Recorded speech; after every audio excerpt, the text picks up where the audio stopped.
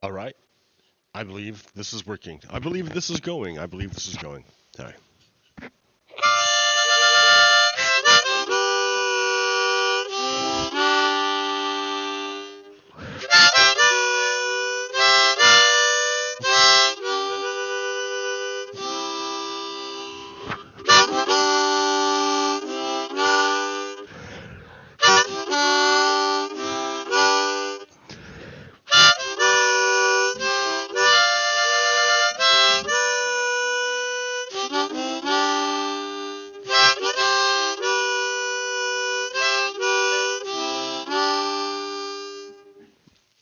Good morning. Welcome to yet another episode of Redstone Lapis Lazuli. It is I, your host, Pogo Kiddo. There I am. It is done. I did it. Oh man! All right, here I am. It is indeed here. I am indeed here. Um, where am I? I'm just looking at this block. I really like. I figured out why I like this so much, and it's because you can't see it now because it's in the daytime and it's really bright. But when the light goes down, when the light goes down, you can see the red. It puts off colored light. This is the only mod pack that I know that can do colored light, which is really cool. I really like the colored lighting. But then I find my card, like my video card, is insufficient. Like it's running right now, like, but I believe to my soul I can pick it. Yeah, no, I believe it's enable. I believe it is insufficient because I can't do everything all at once on one card.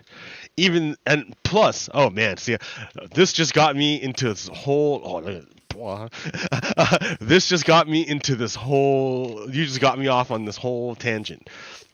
So, right, like I can't really stream. It's hard to stream and encode and record and have fat graphics all at the same time on one machine, on one card. It's really hard to do it. And I thought I had found the solution in the 3070, the NVIDIA 3070, because at that time it had sold to me. It sold to me that it would play Minecraft Bedrock with ray tracing, and it would be glorious and beautiful. So, like a fool, I believed them.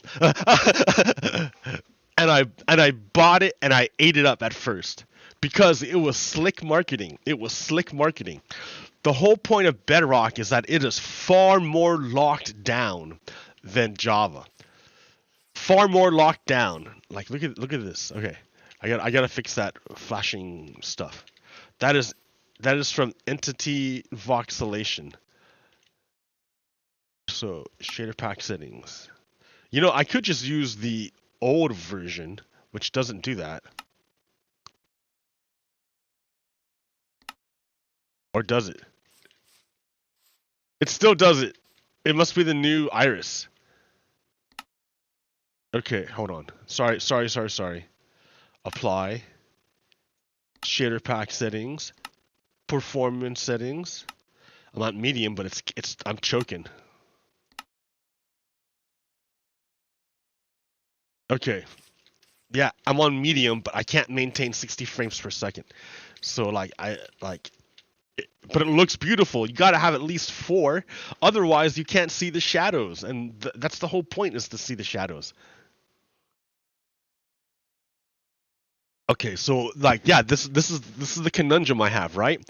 In order to run this smoothly, I need a stronger video card, but it's kind of pointless because the last time I bought a new video card, I got burned big time. I got burned. They told me it would run Minecraft Bedrock, but the problem with Minecraft Bedrock is that it is marketing. It's just marketing because it's so locked down that you can't make any changes to it. And the thing they give you is so basic that once you see it, you can't unsee it. So what am I talking about? I'm talking about the fact that their sun goes directly overhead, right? That's what mine's doing right now. Here, let me change that options. atmosphere. See, like I'm gonna change the angle of the sun to 40 degrees. That's gonna totally change the shadows. Watch. Whoa! Look at that. Look at the way the shadows have changed. That utterly changes the feeling of stuff. Having that 40 degree angle of where the sun goes, it changes the shadows completely. You cannot do this on Minecraft Bedrock. You can't do it. The shadows are stuck in a 90 degree angle, and they're flat, and they're terrible. They're terrible. Terrible. So yeah, but again, to do this, I need a better video card. They Nvidia sold me on Minecraft Bedrock, and then it was abandoned. The developers of Mojang don't really work on it too much because it's always changing, and the platform itself is locked down so that people don't really have easy access to work on it themselves. Unlike Java, where they can just totally make their own thing. Like I think they made a new death screen on Bedrock, and people hate it. If they tried to do that on Java, people would just like in like a few hours, someone would write a mod to undo the change. Already, people have written mods to undo the chat reporting thing because people hated it so much. Like it's ridiculous. It's like it's not ridiculous. It's kind of cool. It's like the game has a life of its own. That the owners can the quote owners can only do so much with it, unless of course they lock it down. But then they kill it. When you lock it down, you take away the thing that gives it life. The reason why Minecraft has lived so long is because of its modability, the ability for regular people to add and make significant changes to the game, independent of the intentions of the quote owners of the code. And that's what gives it life. That's why it keeps persisting throughout time. And they made Minecraft Bedrock like in a way to monetize it. They're trying to monetize this. And to monetize it, you need a degree of control.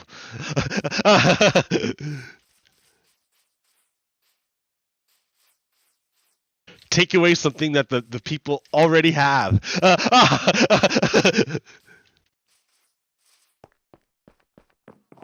Granted, it's way easier when you're playing on Bedrock. You don't have to think at all. To make this took how many hours of work on my end, and how much prior experience did I already have to have in order for any of that stuff I did to make sense to me. If I said, hey mom, follow this list of instructions and you too can play Minecraft like me, there's no way she could do it. Not that my mom's dumb, but she comes from another time. And where I stand now has a prerequisite of having so much experience, prior experience. So yeah, I could do it. I could just follow a list of instructions and get this. I could, because I have all this prior experience. But like, if I didn't know computers nearly as well as I did now, no way. So yeah, I guess I can see the point of making Minecraft Bedrock, to make it an easy, accessible experience for everyone. Whereas this is not easily accessible. This took a lot of work. But yes, do you see what I mean? The red light. Roxanne.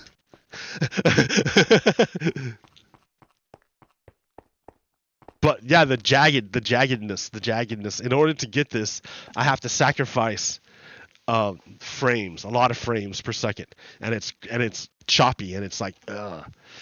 But do I want to spend a bunch of money just for a few frames per second? Like, really? Come on, man.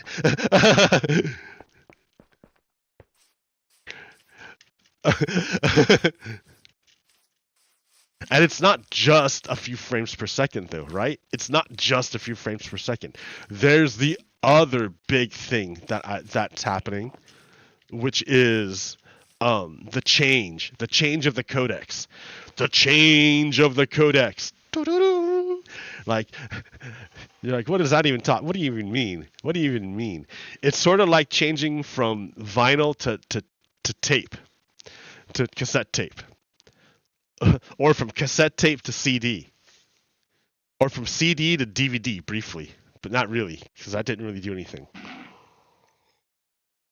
Well, I guess DVD, VHS to DVD, because that made it in line with CDs. And then we just did away with everything, right? They tried to do Blu-ray, but then that kind of didn't work because everything just went to streaming. It went to the cloud. So there's no physical thing anymore. And now, okay, so now instead of the container now has changed. The container is no longer physical. It was never really physical. I mean, I guess it was because you had to have a physical thing. But now the container is not physical. There's still a container, right? It still has to get to you. It still has to come in a package, but in a form. The content still has to take a form, but the form is no longer physical in the same sense. Now the form is a codex. It's because the problem is the same. How do I get content from me to you? Before it was the vinyl record, then it was the 8-track, then it was the cassette tape, then it was the CD and DVD. Now that it's streaming, is there still a thing that gets to you? Yes, there's still a container. It's a little more technical, right? You can't see it, but it's there. Okay, and the idea is that the content still has to get from me to you in some way. And the way we do it is we do it over the internet. Well, if you do it straight, uncompressed data, just raw data from me to you, it would never get there because it could never fit. There's too much data. There's too much data. So we have to figure out a way to use the power of math and computers to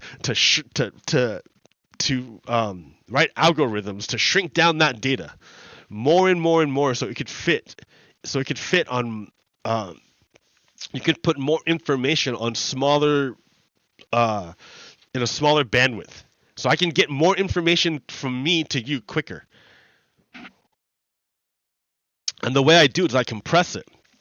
Well, the problem is that compression is like a double-edged sword.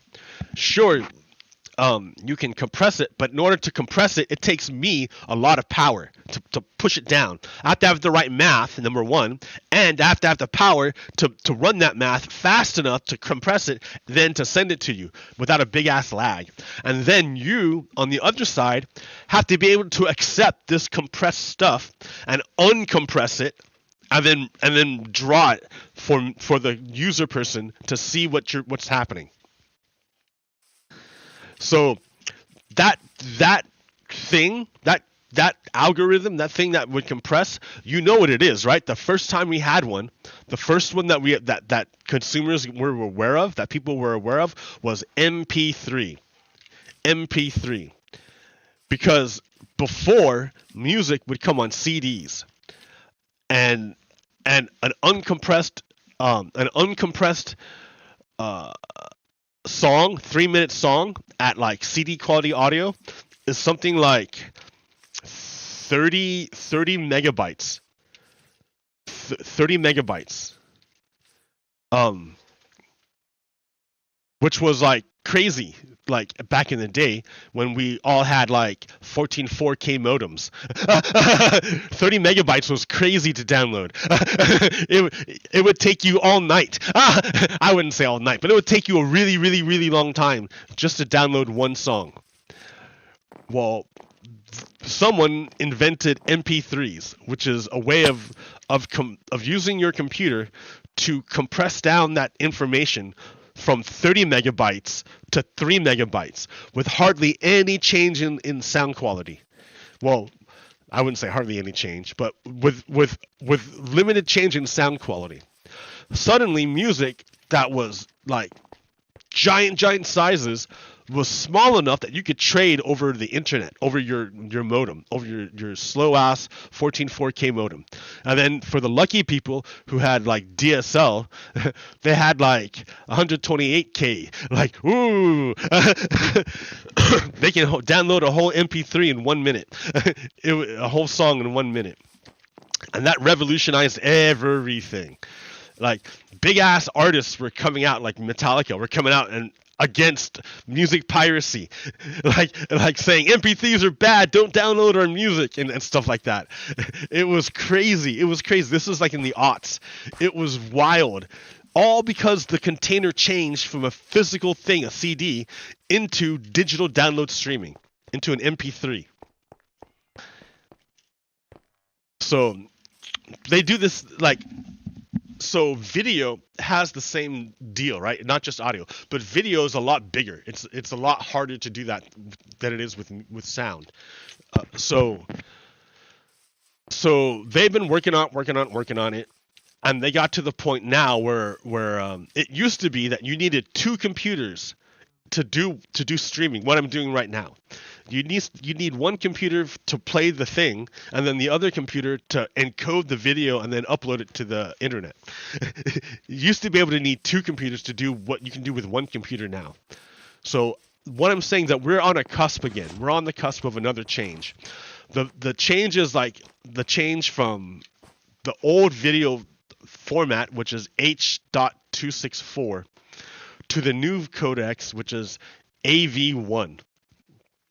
And all the industry wants to change to it, and it's good, and it makes it possible to send higher quality images, higher quality images with smaller bit rate, which is great because I have a tiny ass bit rate. I'm only a tiny little consumer living at home. I don't have access to like fat pipes leading to the internet like a business. I'm just a guy at home with a green screen. So I'm like, yes, I would love to get that new codecs. I would love to be able to use it. However, my current video card does not support it. I can't do it. So I'm stuck using the old format at reduced quality.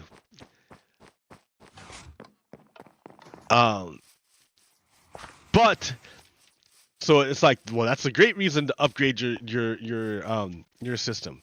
All right. But again, right? This is the first generation of AV1 encoders and decoders. So they're not the best, right? Because it's the first generation.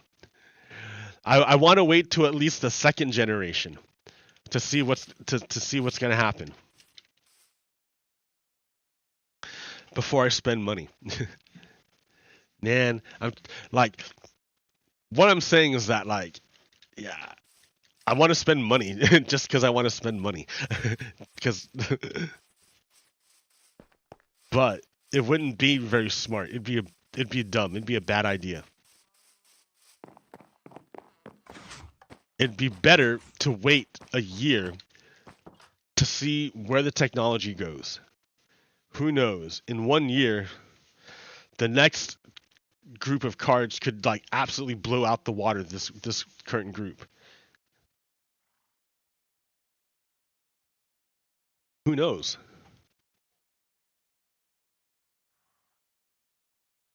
Anyways, as you can see, I'm exhausted, right?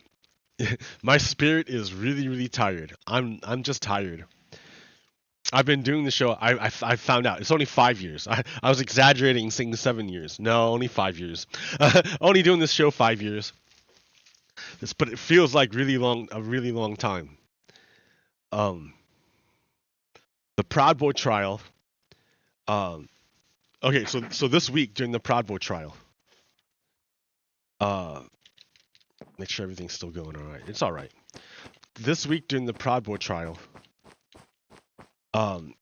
We ended early. They ended early. They ended on Wednesday. And they ended with one Proud Boy on the stand testifying on behalf of himself. In defense of himself. He's defending himself on the stand. And it was terrible. It was terrible. It was terrible. It was scripted. The whole thing was scripted. You can tell that he practiced a lot. I mean, he should, right? He's on trial for like crimes. He should be able to practice his story as much as he needs to. Fine, whatever, dude.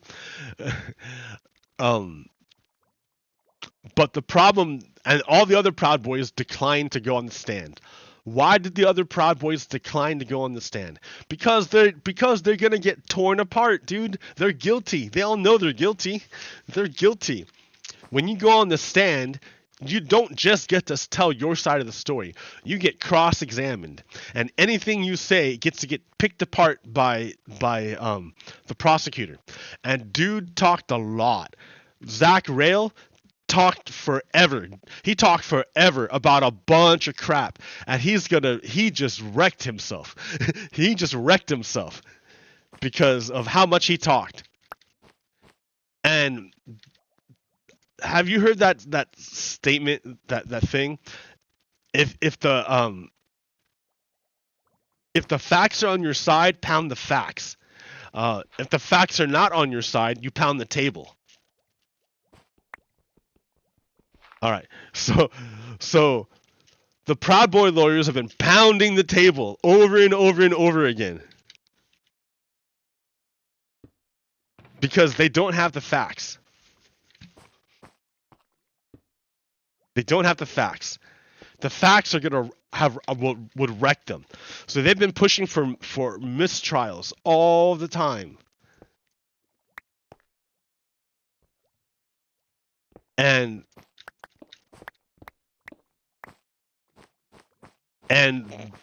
when Zach Rail was on the stand, he kept talking about what a great guy he was and how much he like and like what a hard life he had.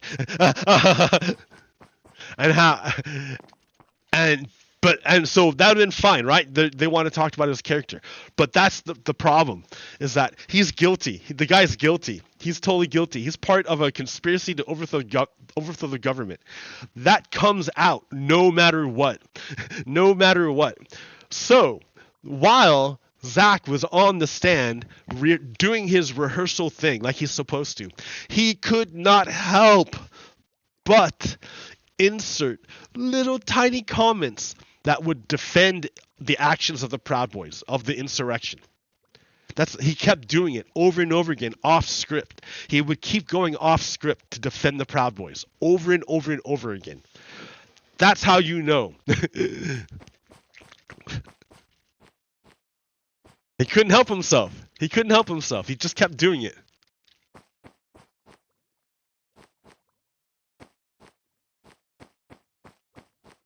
So next Monday, I think they worked out all their I think they worked out the jury instructions already. So Monday, I think they're gonna do cross examinations. So that's gonna be real interesting to see the government directly cross examine a Proud Boy. That's something I think everyone should pay attention to. And I don't know, right? I don't have a television at home. I don't watch regular media. I don't know what's going on out, like what regular people are watching. So I don't know how much people know about this trial going on, or if the media is even covering it. I watch it, quote, quote, I watch it by watching a Twitter feed of two journalists who live tweet it, who are physically there in the courtroom, and they're not allowed to have a video camera on them. They can't physically record it, but they can write down what they see and hear. And so that's what they're doing. They're writing down what's happening. That's why I know what's going on in the Proud Boy trial. I don't know if anyone else knows what's going on. But it's super important, right? The Proud Boys conspired to overthrow the government of the United States. They did so by the direction of Donald Trump. It's important you guys understand that.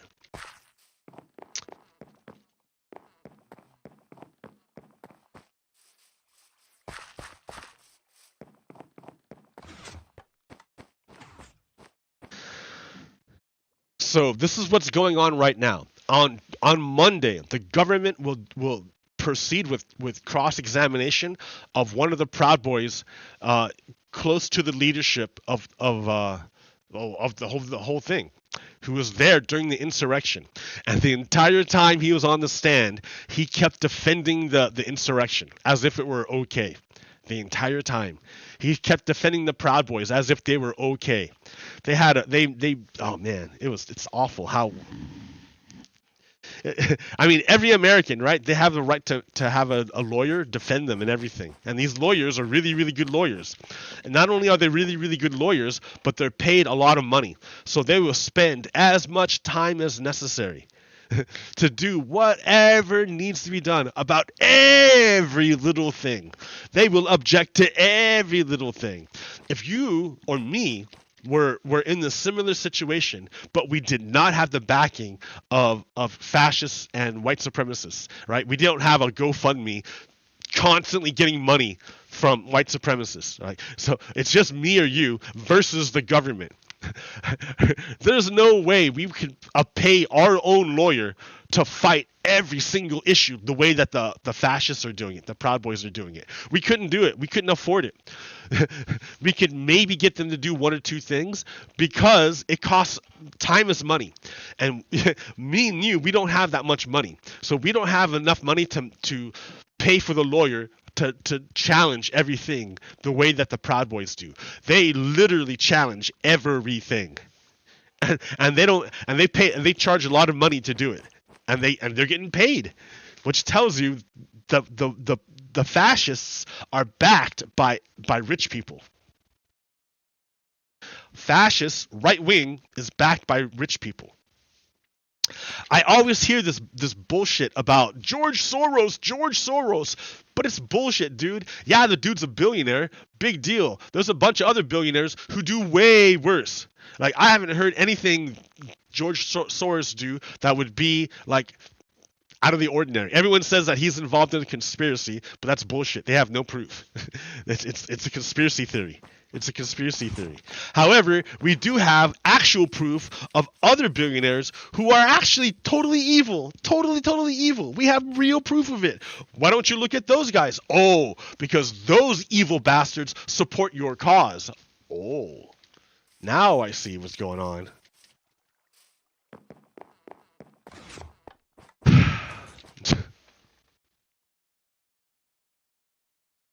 Alluding.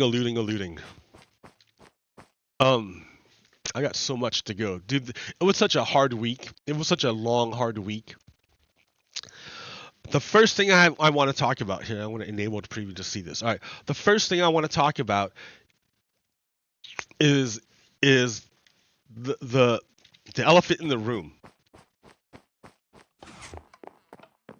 We have this judge, the Supreme Court justice named Clarence Thomas, who for 30 years has been accepting gifts, a shit ton of gifts, from this billionaire by the name of Harlan Crow. He only reported these gifts for the first 10 years, and then after that he just stopped. He just didn't bother anymore because it didn't matter. Right? He was basically accepting bribes openly, and no one got him for it. So he kept doing it. So one of the things that we found out, one of the ways of corruption that we found out was that billionaire from Justin Elliott, billionaire Harlan Crow bought property from Clarence Thomas in undisclosed real estate deal. Crow netted 2 vacant lots and the house where Thomas's elderly mother was living. It's unclear if he paid fair market value. In other words, Justice Clarence Thomas, his mom is living in a house in Texas. This dude, Harlan Crow, bought that house and the 2 houses next to it and the lots around it. He basically bought the whole block. He bought the whole block. And what did he do with that? What did he do with it? No. So here's Thomas's signature on the deed for his deal with Crow and the vacant lot Crow bought from Thomas. So, like, it's legit, right? It's legit. Clarence Thomas, he signed it. 2018. It's legit. It's real. There's the signature. There's the notary signature and everything. It's legit. It actually happened. Right.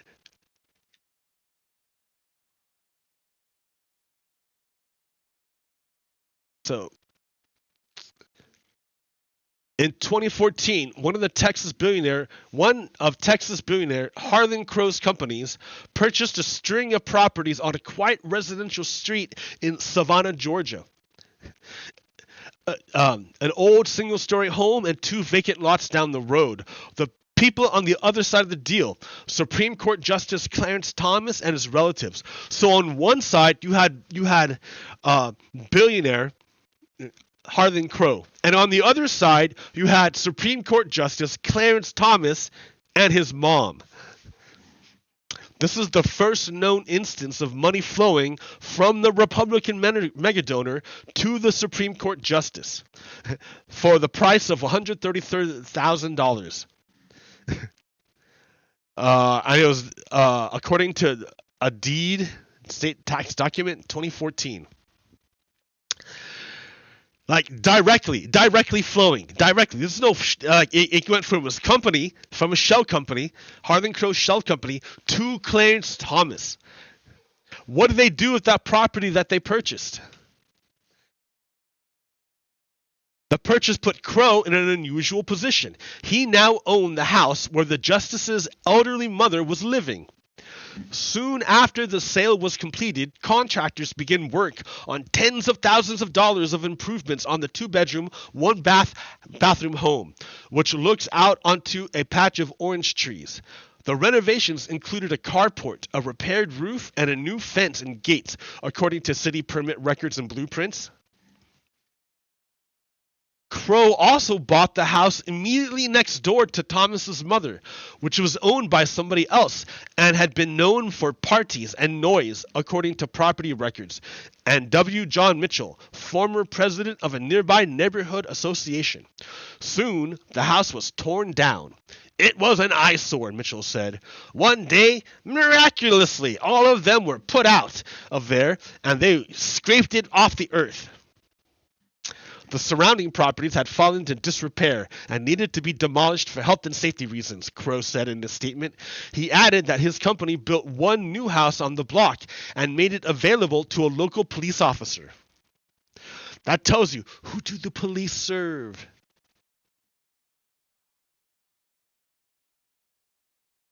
So, in essence, a Nazi-curious billionaire who has spent 2.5 decades pampering a Supreme Court justice bought the house where the justice's mother lives from him. She remains a resident there on unknown terms, and they have kept the whole thing a secret.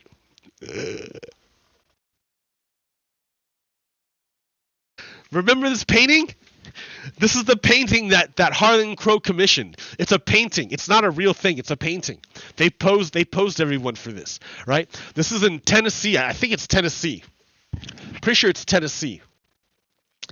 And like they put all the symbology to like all the symbology is important, right? This is important for them. Like Tennessee was basically stolen land from the natives there. So they have a statue of the people that they feel they conquered. Right? Because these guys aren't Americans. So you have to remember, these guys are from another country.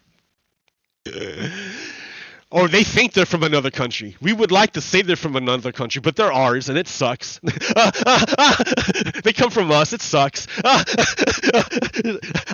want to say they're not one of us, but they are, and I hate it. That's what makes it so bad. Fuck. So these assholes, all right. So these assholes commissioned this painting to make Justice Clarence Thomas feel good, but he's really just another thing that this guy owns. He's the billionaire. He's the dude. What's his name? Harlan Crow. He's the billionaire. He owns a garden where he has Nazi memorabilia and dictators and stuff of evil people. He just keeps a garden of evil people. Like he basically bought this Supreme Court justice. So this isn't a like Clarence Thomas in this image is not one of these white people. He's not one of these white people, an equal. He is a possession. He's their possession. They own him. They bought and own him. He is akin to the statue. Do you see what? He's an object. He's an object. He's a thing. They own him. It's gross. It's gross, but they own him. Oh, wait, that's something else.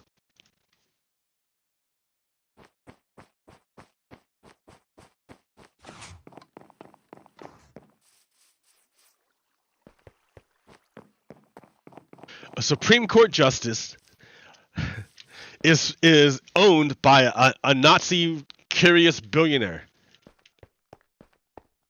The Nazi curious billionaire owns the house where his mom lives. Like, imagine if I can imagine if my mom didn't own her own house, right? If my mom lived in someone else's house, someone else owned the house, and that someone else was a billionaire who owned Nazi memorabilia, who collected Nazi memorabilia. How comfortable would I be in ruling against that billionaire? How comfortable would I be in talking bad against that billionaire, knowing that he owns the house where my mom lives? I mean, it's like basic mob shit. Like, don't do anything bad because we own the house where we know where your mom lives. We own the whole house. We made renovations to your house, to your mom's house. We might have to go back there to make more renovations, you know? Just make sure you make good rulings for us. Holy shit!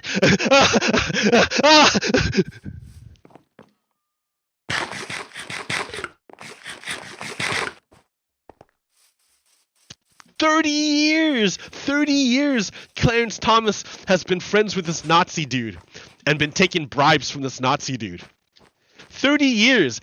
Like, that calls into question every single one of his decisions. Every single one. Especially when they pertain directly to Harlan Crow. And there's a bunch of shit that's before the Supreme Court with companies pertaining to Harlan Crow. That's some corruption. So, like, yeah, sure, I'm glad that we can see it and it's coming out, but what's going to happen? Who's going to do anything about it? Like, remember I was telling you that they're not from our country. But they are, and I hate it. Because they want to be their own country. In their heads, they're Americans, right? And I can't get away from it. I want to disown them, but I can't. They're fucked up in the head. Let me tell you how they're fucked up in the head. In their heads, in their brains, in their little heads, they have this messed up idea where they have their own country. And in their own country is a republic. It's the Confederate Republic. In their own heads, they have this thing called the Confederate Republic that they are trying to give birth to for real. I'm not joking, dude. I'm not like being hyperbole here. For real, they want to give birth to the Confederate Republic. Like, they already tried. It's already happened. It's not like I'm making this up. It's already happened. Now, the way I know that they are trying to give birth to the Confederate Republic is because in their own words, they will tell you that they themselves are a republic of white supremacists. They will tell you that. They will tell you that. They don't tell you that. They tell one another that. That's what they tell each other. They won't tell us that. No. They will never tell us that. They tell each other this, though. The only way that we know is because someone took a secret recording and listened to what they were saying and listened to what they told each other. That's how come we know what they think of it, what we know what they think. It's because we heard them telling each other the story that they tell themselves. The story that they tell themselves is that they are a Confederate republic struggling to be born inside the United States to either destroy the United States or take it over. That's their whole idea. That's their entire idea. They are a Confederate republic. And it's important that you note that it's a Confederate republic, not a democracy, because that implies that power is distributed amongst the people. They don't want that. Fuck no. That's the whole reason why they're their own country, because they believe that only the elites should have a say. That was in fact, they want to go back to the original intent of the framers of the Constitution, which was only for white landowning males, the landed gentry. That was the intent. Remember, that was the intent of the framers of the Constitution. The framers of the Constitution never intended for women to vote, never intended for minorities to vote, never. It was white landowning males that were supposed to be the voters. So it was like great that their idea was a great idea, and it got away from them because we Americans are resolving the internal contradiction. We are resolving the internal contradiction. What's the internal contradiction? Those motherfuckers who call themselves a republic, who call themselves the Confederate Republic. That's the internal contradiction. Because remember, there's still that group of people that believe only white landowning males should have political power. Therefore, that's how you can still have a republic, right? You just disenfranchise everyone else other than white landowning males. Then you're not a democratic republic, but a republic. That's their distinction. They want to be something closer to Russia than the United States. That's the whole thing of their entire. That's their entire mind. That's their entire vision of the world. Now, I tell you this not because I'm special and I have this magic power. No, dude, all I did was listen to what they said in their own words. Now here, I will play it to you so you too can listen to their words. You can join me and we can discuss what it is that they said. Let's both listen to what they said. That way you don't have to believe me, right? You don't have to believe me. You can listen for yourself. Here we go. Please forgive me if my comments do not come across as Christ-like. I think now, more than ever, everyone should recognize that Democrats are not our friends. I listened for the last 3 days to Democrats, Sam McKenzie, the Chisholm, Parkinson, trash us as racist. Yes! Okay, so, wait a minute. Let me give you some context. I forgot to throw in context. Okay, so what's going down here is this is a secret meeting of the Tennessee Republicans. Remember, the Tennessee Republicans were the group that tried to kick out, well, we're going to kick out three people. Well, let me back up more. Okay, a few weeks ago in Tennessee, a woman went into a private school, a Christian school, and murdered 3 kids and 3 adults with an AR-15 that they owned and bought legally. And they bought like recently, like within a few days of the thing. And the warning signs were all there, right? All the chances to make it stop were there, but because the laws weren't there, or they weren't enforced, or the patchwork laws or whatever, it didn't happen. It didn't get stopped. So this person went and murdered 3 kids and 3 adults. So rightly, Tennessee is flipping out, and they all come to their legislature and say, "Hey, represent us, government. We're the people. We demand action. We are not secure in our persons. We demand you take action." So the Tennessee legislature, which is controlled by the Republicans, passed a law. The first thing they did, they said, "Oh, look at the group of people that demand action, that we make a change." Okay, so the government of Tennessee, the legislature, seeing the massive uprising of people asking for change, the first thing they did was, okay, people, we're gonna kick out three of your representatives, well, two of your representatives who wants us to make a change. We're gonna kick them out. So now, because of all your protesting, now you have less voice in government, less representation. Okay, that's what these guys just did. The Tennessee Republicans, in response to protests demanding gun reform, the Tennessee legislature took away representation of those people demanding change. Wow, that sounds a lot like fascism, because it is. It's fascism, but it's not just any fascism. It's a particular kind of fascism. It's called white supremacy. In the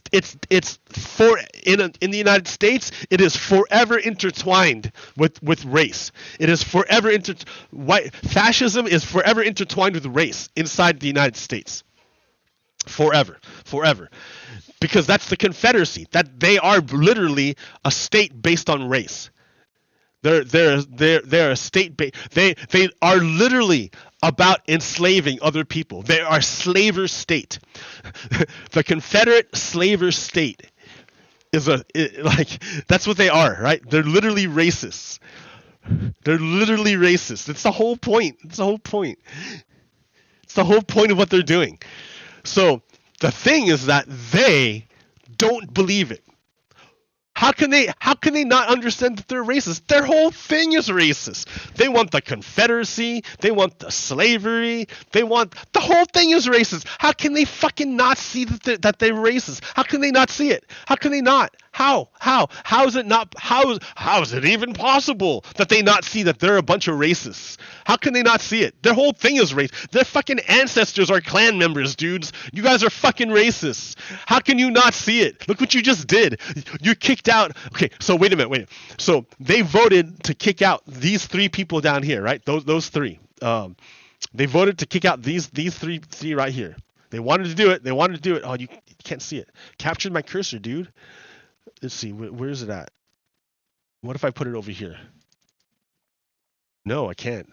Is it only hardware accelerated? What if I tell you to capture the cursor? What is this? This is infran view. No, not infran view. It's BCL. No, because that one's not showing, dude. So what is this? How do you even up here? I don't know. I hope you're up there. Let me check on the thing. Uh-oh. Uh-oh. Uh-oh. Uh-oh. Uh-oh.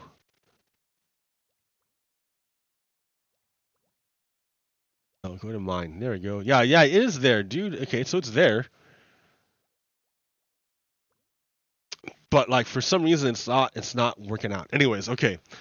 So these three guys at the bottom, were all protesting. They were all protesting against to change the gun laws in Tennessee. And then those guys up there, they all voted. They're the leadership to vote to expel them.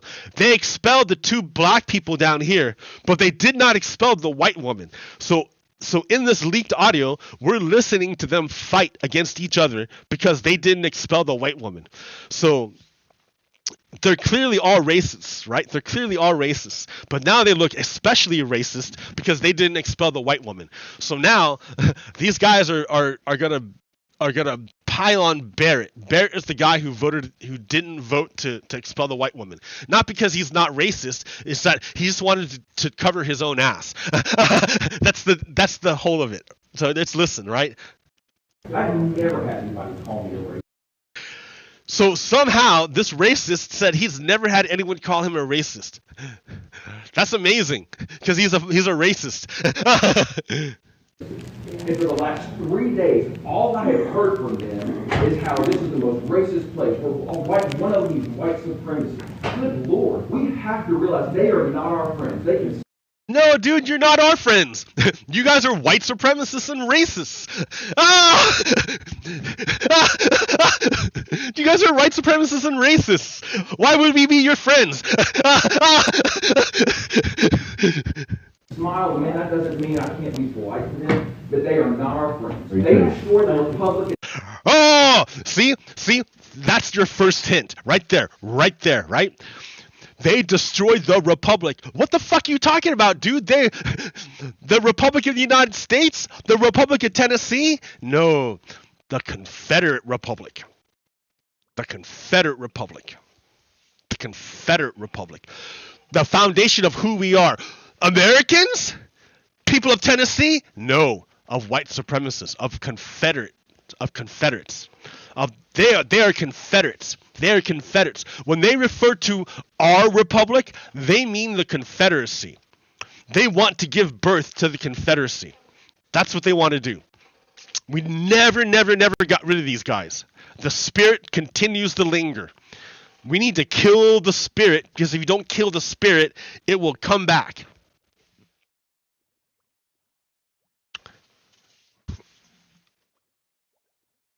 The foundation of who we are, or we preserve it. That is the reality where we are right now. And if these last 3 days have not proven that, we need to find a new job. There's never been a more important time for us to be unified. There's 75 of us. Let them call their name, of the names they're going to call. Then we need to move forward. We need to pass the gun bill. We need to pass the pronoun bill, wherever. The gun bill, pronoun bill, what are you talking about? Man, we do not slow down because of their crap. We can't. The only way we move forward with some sort of unity is to call out what happened on the House floor the other night. Yes, sir. I feel like we were. So he's not talking about how they haven't passed a gun law. He wants to pass a gun law to expand guns. He wants to pass a pronoun bill to make it illegal to talk about pronouns. That's what they're talking about. Hung out to dry by a couple of members. And Jody, I'm just going to say it here because you signed the letter. You straight up came to me and said you were 100% where I was. And you went on the House floor and you did the opposite. Man, you hung us out to dry. And I like you personally. This is not personal. And if Brian Terry was here, I'd say the same thing to him. This would have been bad anyway, but good God, we brought the racism into it because you didn't stay with us. It was racist to begin with. I'm not sure why there wasn't a preponderance of evidence and attorneys. I need to know why you flipped your vote at the last minute. You didn't let them know beforehand. Giving Johnny a 15-minute heads up doesn't cut it. So, and if Brian Terry was here, I want to hear from him. It's all about, they're just trying to cover their ass. This is the place to say, I haven't lied to anybody, not one time. It pisses me off to suggest that I have. And some of my See, now he's trying to cover his ass. They're all pissed at this one guy. I walked into that room to vote to expel all three of them, just like all the others. And the letter that I sent to the speaker, it says exactly what it says. Throw the book at it. Everything you've got. It doesn't say expulsion. It's not in there. But it doesn't matter. I was ready. But hold on. So he's like, I was ready. I was walked into that room ready to vote. Before we ever started on Jones, I got a list of questions from Johnny Garrett. Johnny said, you're on the list that the speaker has to ask questions. Sat there through Jones, made notes. I went to Johnny and said, Johnny, can I go off script? Johnny said, yeah, go for it. Speaker never called him. We voted. I hit the green vote because that's what I'm there for. Then we get into the floor again. And immediately, the questions start coming up about the resolution. I know what she did. I know what she did broke the rules. And I know that she deserves to be expelled. We got to do it right. And that wasn't right. See, that's bullshit. He wants to cover his ass. That's all he cares about is covering his ass. I said, no. We haven't established the case. Gino's had 2 cracks at her, and the only thing he's established is that she stood at the 12.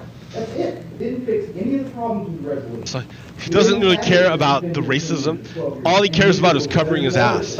Why are we still in session? Because we're in between bills.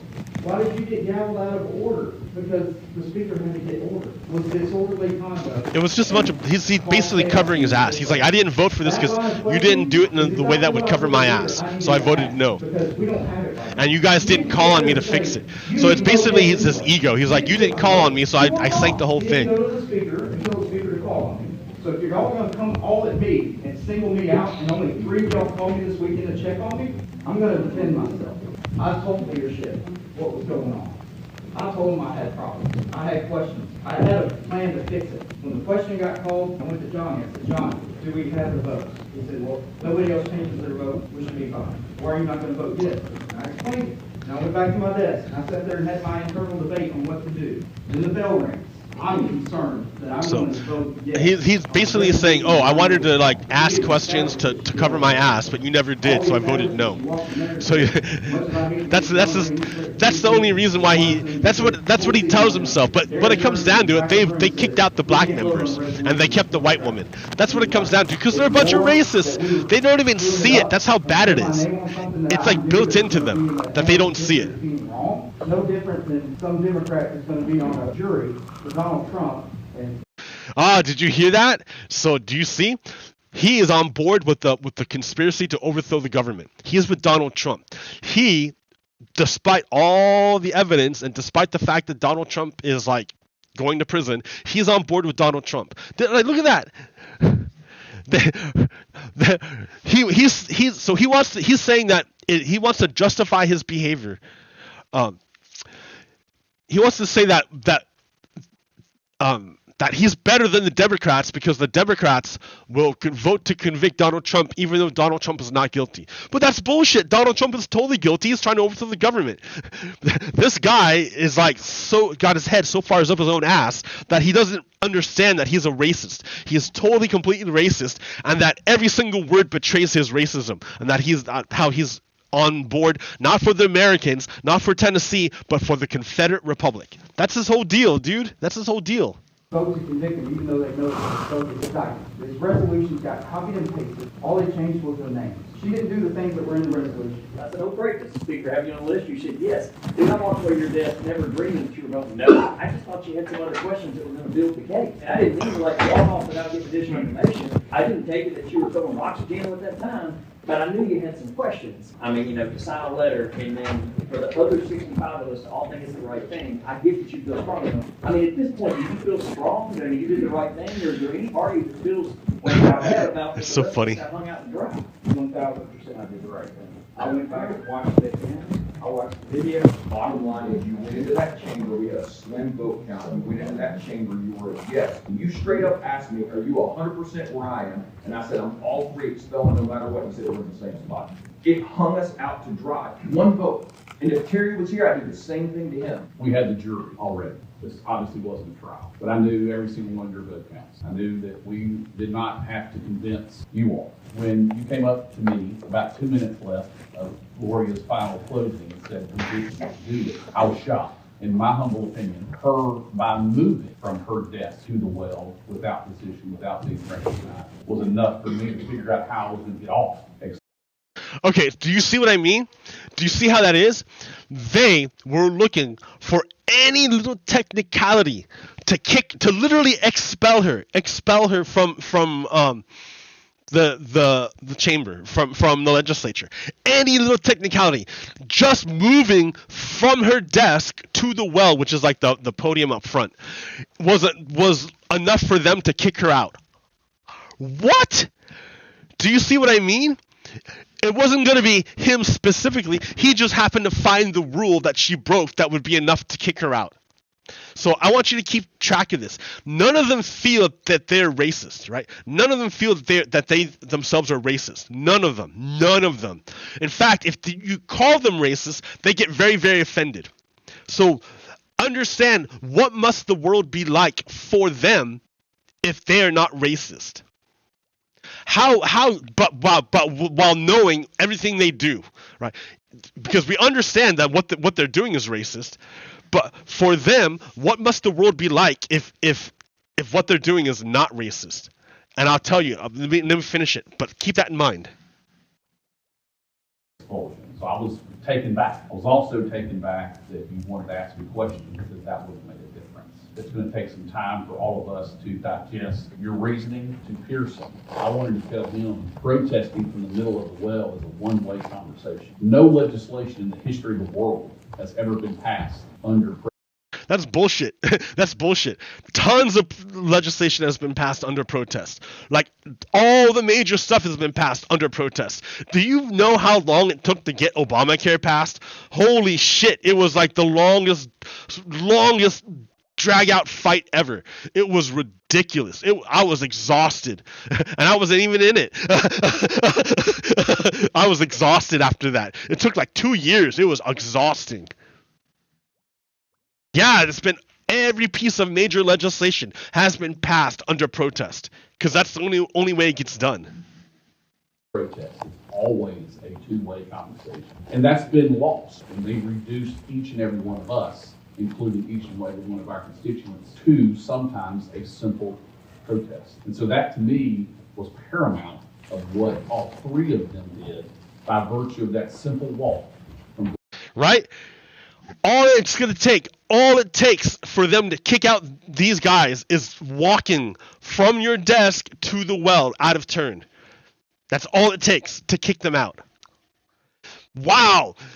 Super stringent, right? Isn't that super stringent? The tiniest infraction is enough to get you kicked out. Wow, that chamber in Tennessee must be a absolute bastion of virtue if the tiniest infraction will get you booted completely. Right? Oh, geez. Okay, let's keep going. Glorious death in the middle of the well without that permission, really regardless of what the resolutions did say. I think we do understand how important we all are when a hot vote is like it was and then you change. Surprise is it's a difficult thing to deal with. There's going to have to be, I think, some time before there's probably some trust reestablished. If I would have known that I had to convince you all, I think Gino, I think Farmer, I think others that we thought about that process would have been handled a whole lot differently. That's where the element of surprise has got to be removed. Because that to us surprised me. But all of a sudden we had to convince the members after we had asked them so much what they were on this. I've taken positions up here against. Okay, this guy, Sapicki. This guy right here. Sapicki.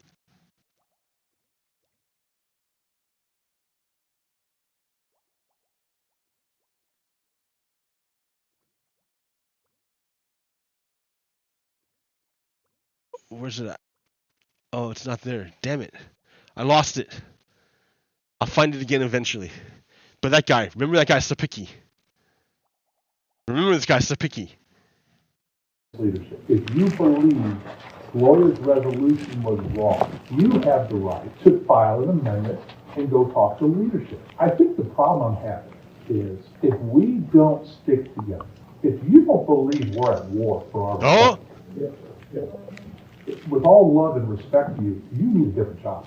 The left wants Tennessee so bad because if they get us, the Southeast falls. So remember, the Republic doesn't refer to Tennessee. It doesn't refer to the United States. It refers to the Confederacy. They're Confederates. They're Confederates. All of them pledge allegiance to the Confederacy. Not to the United States, to the Confederacy. That's why they insist on calling it a republic and not a democracy. Because a republic can be controlled by white landowning males. And it's game over for the Republic. The Republic. See? Game over for the Republic. What Republic? The Confederate Republic. Let's go back. That's really important to understand where these guys are at. What must the world be like? The world is like how I described. There's the United States, and inside the United States, there's the Confederate Republic struggling to be born.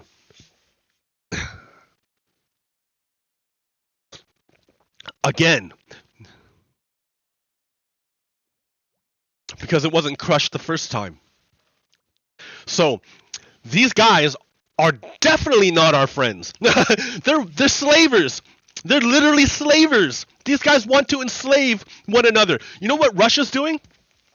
Russia invades another country like Ukraine. It kills a bunch of people, and then they took until they can take over a city. When they move in to a city that they've taken over, what do you think they do with the Ukrainians? What do you think? Do you think they take care of those Ukrainians that they just bombed for days? Do you think they take care of them? No. If you're a Ukrainian and you still are in the city when the Russians come and take it over, what they do is they take you and they ship you back east to work in their penal colonies. And if you have kids, your kids are kidnapped and sent to other Russian people to be brainwashed into Russians. That's what they do. They fucking enslave you. They bomb your city, take it over, and enslave you and ship you back to work in their penal colonies and to brainwash your kids to be like them, to make more Russians, to go enslave more people. That's what the Russians do. That's what these guys do. Same thing. They're slavers. These guys are slavers. Every one of them is a slaver. This is not a neighborhood social gathering. We are fighting for the republic of our country. The republic they're referring to is the Confederate. The country they're referring to is the Confederacy. These guys are not Americans. When they're Americans, I hate to call it, but they're brainwashed. They're infected with a sickness that we never got rid of. Country right now. And the world is staring at us. Are we going to stand our ground? I've gotten multiple phone calls from other representatives going, we sure hope you guys stand up, because maybe you'll give us the courage to stand up and push back against what's going to destroy our republic. See, again, our republic. The republic they're referring to is the Confederacy, not the American Republic. Not the United States. They're referring to the Confederacy. You should have told leadership ahead of time if you had a doubt. By God, when you change your mind, you should have been screaming in the speaker's ear going, I'm a no-vote, sir. How does that affect your vote? If Brian Terry was standing here, I would be telling Brian Terry, you should have went to the speaker and said, I'm changing my vote. And if it put us at 65, somebody would have taken you behind the dais and explained to you why this is an important vote. It would have given us the opportunity to not throw the rest of us under the bus. I've been called a racist, a misogynist, a white supremacist. Because you are, Sapiki. You are a racist, a misogynist, and a white supremacist. That's exactly what you are, because that's what the Confederacy is, and that's what you represent. You tell us over and over and over again every time you refer to our republic. Supremacists, more in the last 2 months of my life than I had my entire life. And by golly, I'm biting my tongue. But I'm telling you, Mr. Speaker, with all due respect, these days are very thin right now. And I'm going to have to swallow this to see Mr. Jones back up here walking these... That's right. That's right. I dare you to say something, motherfucker. I dare you. In fact, you are, right? Say it to my face. Say it out in the open. Don't say it to Mr. Jones. Say it to me. You fuck. Hallowed halls that the greats of Tennessee stood in and watched them disrespect this state that I chose to move to. Yeah, you know what? This guy needs to talk to me. By golly, it's got to stop. I'm sorry for getting angry here. My father was D-Day +4, and he... That's crazy. My grandfather was not D-Day, but he was in the submarines, and he fought really, really hard for this country too. Wow, that's amazing. Why do you get to say the bullshit you're saying? What part of your father fighting for democracy gives you the right to overthrow democracy? Oh, are you saying you're a traitor? I think Sapiki says he's a traitor, pissing all over his, well, who was it? Father's grave. He's pissing all over his father's grave. Psst. Maybe his father was a slaver too. I don't know. But his father fought for, if you're calling on the service of your father in D-Day, D-Day was fought for democracy, motherfucker. I don't care what your father personally felt if he was a slaver himself. He fought for democracy. So if you're calling upon that, you're calling upon democracy, which would overthrow you. He fought for this freaking country, and many of his friends died. You He fought for the United States, not for the Confederacy. gotta do what's right, even if you think it... Now, see, there's where it comes down to. This is what it comes down to. This is the entirety of the right-wing brainwashing. The entirety of it. You've got to do what's right, even if you think it might be wrong. And to them, what's right is what the leader says. Always. Always. These guys are mad at that one dude because he didn't follow leadership. And they're telling him, you always do what leadership says, even if you think it's wrong. Because they don't believe in democracy, remember? They're authoritarians. Power comes from the top down. The power isn't in the people. The power comes from the top down. They tell us in their own words, guys. They're telling us in their own words. Like, they won't tell you this to their face. If you ask them to their face, they won't repeat it. If you ask me to my face about any of the shit I say on this show, I will tell you to your face. I will tell you to your face. These guys don't have the courage. They don't have the courage to tell you to your face. They will lie to your face. Might be wrong. You got to do what's right. And you got to protect this freaking republic here in Tennessee, or you know what? I'll go to hell home. This republic, they're referring to the Confederacy. The key distinction. It's really important that you make that distinction. When right-wingers talk about republic, they're talking about the Confederate Republic. It's not democracy. They want to literally overthrow democracy and replace it with the Confederacy. I'm getting freaking gray hair sitting here. Listen to this bullshit. I'm sorry. I apologize. I'm getting sick of this. Do the right thing for the people of Tennessee and we'll come out smelling like a rose. Fight for the people of Tennessee. Yeah, so when he says fight for the people of Tennessee, he's talking about the white people. He's talking about the white people, the white supremacists of Tennessee. The people of Tennessee came, remember? The people of Tennessee came to their courthouse, their legislature to demand action, and they ignored them. They ignored them. In fact, they ignored them so hard that they kicked out the representatives. That's how much they ignored them. So when this Republican white supremacist Sapicki says fight for the people of Tennessee, what he means is fight for the white supremacists of Tennessee. It's real clear, guys. It's real clear. Super clear.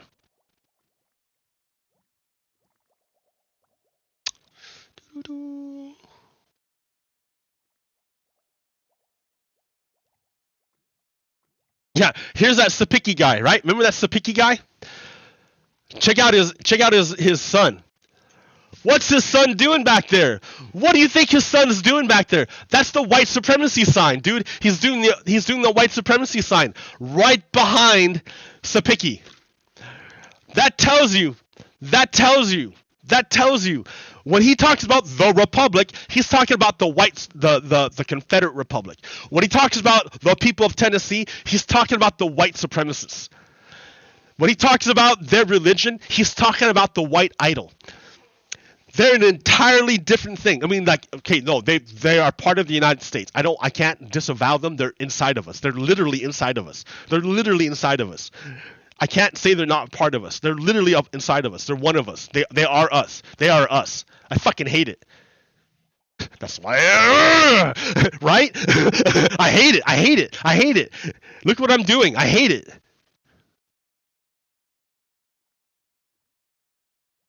They are us. So it's our responsibility to take care of it. We literally have white supremacists attempting to reincarnate the Confederacy inside the United States. It's not hyperbole. It's not. They'll tell you themselves. Well, they won't tell you. They tell each other. They tell each other this story. And they bought a Supreme Court justice to do it. They bought Clarence Thomas. They own Clarence Thomas. They literally own Clarence Thomas.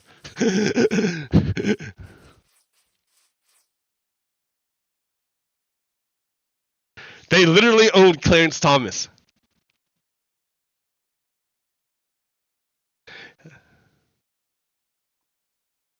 Right? He is no different than the statue. Same thing. They're both things that Harlan Crow owns.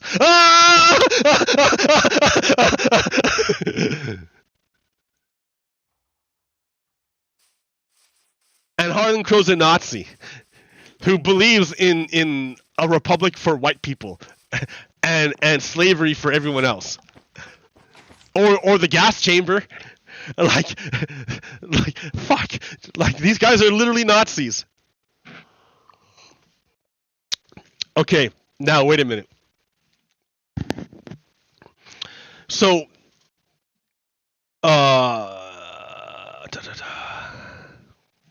did I keep it? Yeah, right here. So check out what Ron DeSantis did.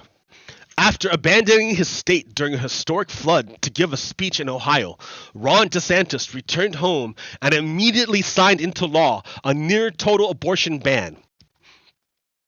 So it's a 6-week abortion ban.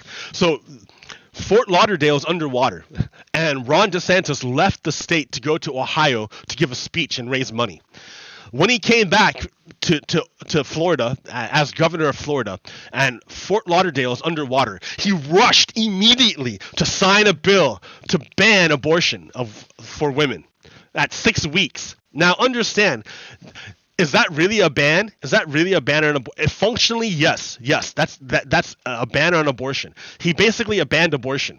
Now, let me show you why. What does 6 weeks look like? What does a 6-week-year-old fetus look like?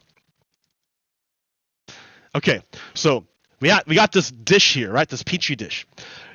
So that's 5, that's 6, that's 7, that's 8, and that's 9. That's the sac. That's the gestational sac. That's not actually the fetus. Like the fetus is in there somewhere, right? So in there somewhere is a few cells of a fetus.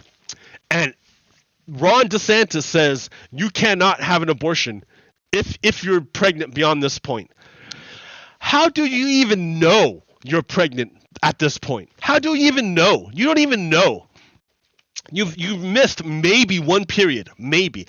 But guys, listen, women miss periods all the time, or they come late, or they come early. Periods are not like, I don't know, science things, I guess. They're not like regular. They're not like by the clock. They can be, I guess. It's awesome when they are, but not always. So like you're not gonna necessarily know if you're pregnant by 6 weeks. There's no way you could even know that you're pregnant. Like as far as you know, you're just late with your period. That's all. You have no idea. So Ron DeSantis rushed home not to save the people of Fort Lauderdale, but to save this thing right here. This cell that's like what, a centimeter big. A centimeter. That's not even the cell. Like that's the sac. Inside of it, you can't even see it. Okay, but what about at 10 weeks, right? The 10 weeks. That's when everyone starts talking about stuff. All right. So there's 10 weeks. That's your 10-week-old, right? They want to say that you cannot have an abortion after 10 weeks. But wait a minute, that's kind of ridiculous, right? Look how big it is. It's not even a thing yet. Or like 12 weeks. It's not even a thing yet. It's like not even there. Like this is indistinguishable from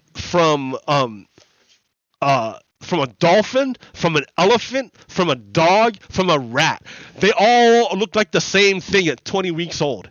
They all look like the same thing. It's not human life yet, dude. It has the potential.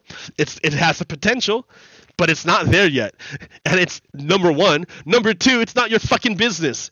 It's not inside you. Shut the fuck up.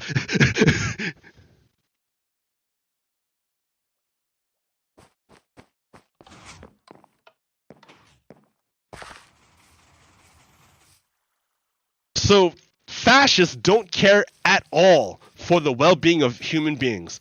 All they care about is power. That's the only thing they care about. They will do anything for power. They will do nothing for the welfare of human beings. They only act in service to power.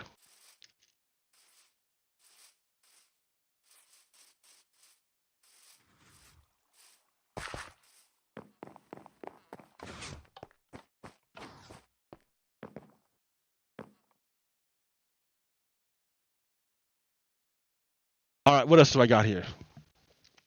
So this guy rushes home. He rushes home real quick, while his city is underwater, to sign a bill to take away rights from women. That's what he does. That's essentially what he's doing. If you are criminalizing women for an abortion before they even know that they're pregnant, that's called fascism. That's misogyny. They're trying to control women. White supremacists want to control women and take away all their rights. So the same person, Ron DeSantis, who rushed home from Ohio after giving a speech to make money to take away rights from women while ignoring a city, Fort Lauderdale, underwater. That same person also signed a bill to allow the death penalty on a less than unanimous jury. In other words, the state of Florida can execute you, not if you convince all 12 members of a jury beyond a reasonable doubt. No, you only need 8, and then they can kill you. Do you think they're going to use this power against the rich and powerful? Or do you think they're going to use it against the weak? Against the... who do you think they're going to use it against? They're going to use it against us, guys. They're not going to use it against rich people. They just made it easier for the state to kill you. But already, it's so easy to murder people in Florida. They have that stand your ground law, which says if you kill someone so they can't testify against you, you're okay. If you kill the witness, you're okay. It's legal murder. They legalized murder in Florida. That's how come Trayvon Martin got murdered and his murderer went free. Because they have legal murder against black people in Florida. De facto legal murder. It's not literally in the law, but de facto that's the way it works.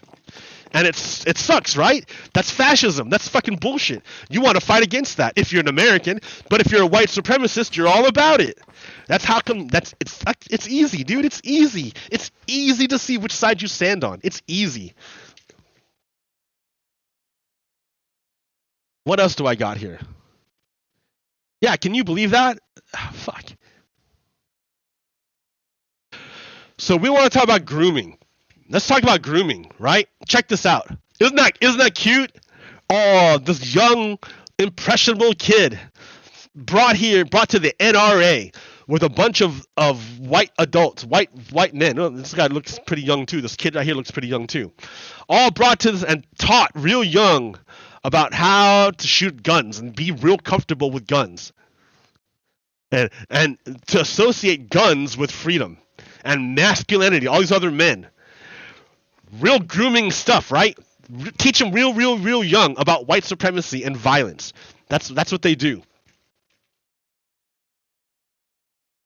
And then, yeah, because look this is what they want to do, right? Same process for Kyle Rittenhouse. They taught him, Kyle Rittenhouse, they groomed him real young to be comfortable with death, white supremacy, and violence. And you can see, as he grows up, he becomes more and more comfortable with killing and violence until he gets an opportunity to act out his murderous instincts that have been ingrained into him by society. There wasn't any one person who did this. It was the whole society that groomed him to be a white supremacist, enforcing white supremacy with an AR-15, and then walking away from the scot-free, right? Because then society let him off. He didn't get convicted. The grooming starts really young. That's what I'm telling you. So here we have state rep. This is Tennessee, right? Tennessee, that place where they kicked out the black lawmakers because the black lawmakers were with the people who demanded that they make changes to the gun laws. So he's part of that group, right? This guy, and what does he do? Holy shit, he's groomed his entire family. He groomed his entire family into white supremacy violence.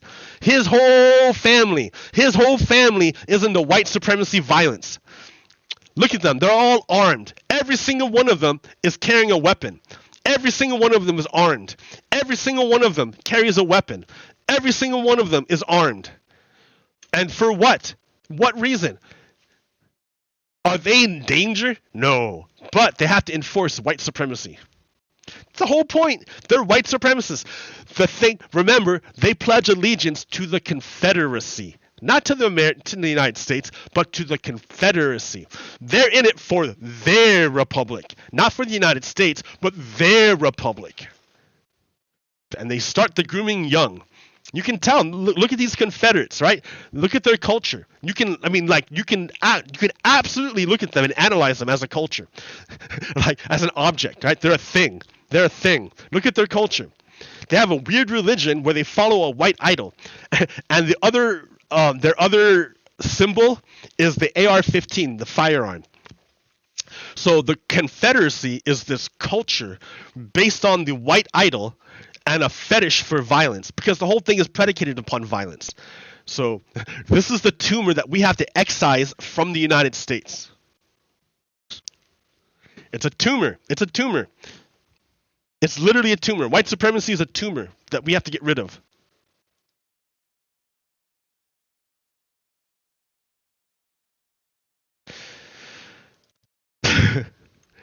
He-Man. If life begins at conception, then all men are trans. Until next time, my friends, this is true. This is true. Because, this is true. Where's my thing? Where'd it go? Oh man. See, the problem having too many things on my desktop. Oh, there it is. Is I can't find it. Get rid of that one. It's true. Let's go back to this one. Because up until about, I think, this point, or somewhere around here, remember, humans have two chromosomes. You get an X chromosome and an X or Y chromosome, either one. But in the development stages at the beginning, only the X chromosome is represented. The X chromosome comes where? From where? Only the X. Well, I don't know, right? But the X chromosome is the female chromosome. So the base for all life and human life is female, and only till later do you decide, does the coding come in? Well, is this or do we grow these parts, or do we grow these parts? That decision only comes in afterwards. So literally, all men are transformed from females into males if life begins at conception. Right? Isn't that funny? But you remember, religious fundamentalists don't even care about logic. They don't even care about consistency. They're just like crazy.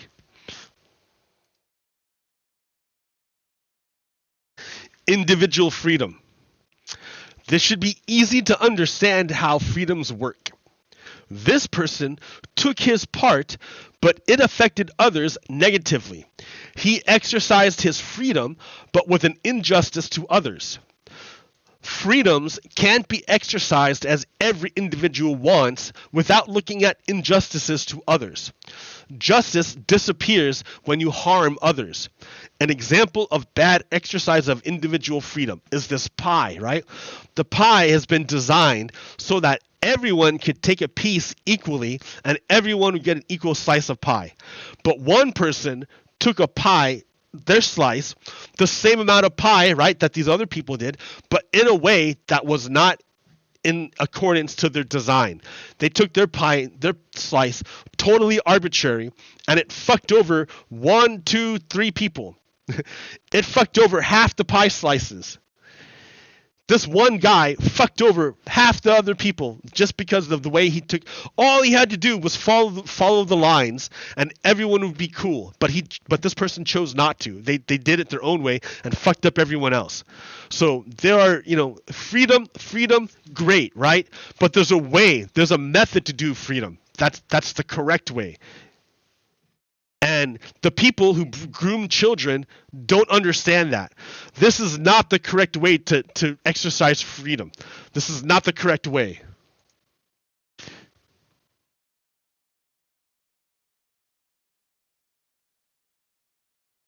Oh my God. So this morning, we had a mass shooting at a birthday party in Alabama. Another one, right? Every week I can probably just show you a new mass shooting that happened the morning of my show. Like every week it's like that. I feel like Groundhog Day. For real, dude, I feel like Groundhog Day. Like it's always the same thing. Fuck. It's always white supremacy. And then look. Here's Marjorie Taylor Greene, right? She's a white supremacist, insurrectionist. She wants to overthrow the United States. So here, she's talking about Jake Teixeira, whatever. So this dude is the kid, well, not a kid, right? He's like 21. He stole documents from the United States and gave them to Russia. Then Russia used those documents to create disinformation. Then Tucker Carlson took the Russian disinformation and broadcast it on his show. Oh my God. So this guy's a traitor. He's a traitor. But who's defending the traitor? Marjorie Taylor Greene. Marjorie Taylor Greene defends the traitor who stole U.S. information and gave it to Russia to make propaganda against the United States. She's defending the guy who helped Russia. She's defending the guy who helped Russia. She's literally defending traitors. So it's really important to understand that if you support Marjorie Taylor Greene, you're literally supporting enemies of the United States. I mean, here, let's read the thing that she wrote, right? So she's a traitor. So Jake Teixeira is a white male, white idol worshiper, and pro-fascist. He made himself an enemy to the USA, and he gave intel to Russia, who used it to make disinformation against Ukraine and USA. Ask yourself, who is the real enemy?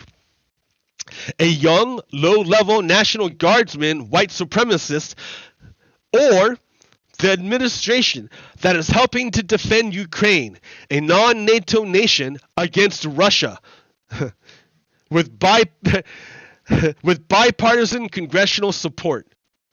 So ask yourself, we have, who is the enemy? The white supremacists or the United States?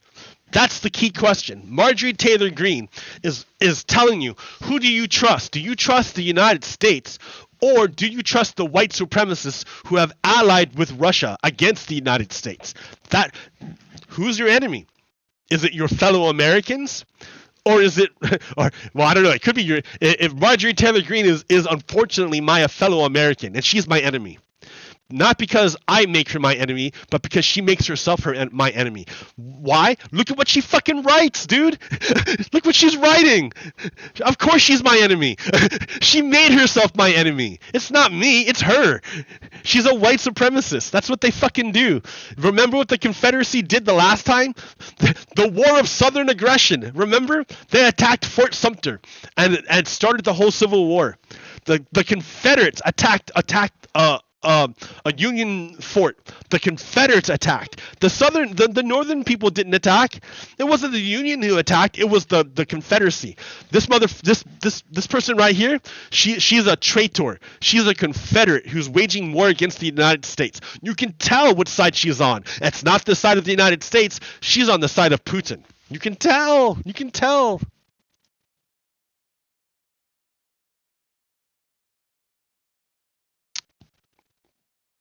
So what happened to the NRA? Why is it such a bastion of white supremacy? The NRA was founded by a group of Union officers who, perturbed by their troops' poor marksmanship, wanted a way to sponsor shooting, training, and competitions. The group testified in support of the first federal gun law in 1934.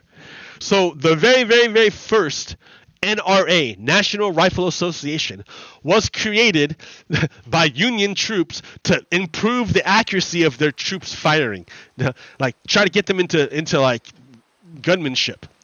But in 1977, gun groups veterans still call the NRA's annual meeting that year the Revolt at Cincinnati. So after the organization's leadership had decided to move its headquarters to Colorado, signaling a retreat from politics, more than 1,000 angry rebels showed up at the annual convention.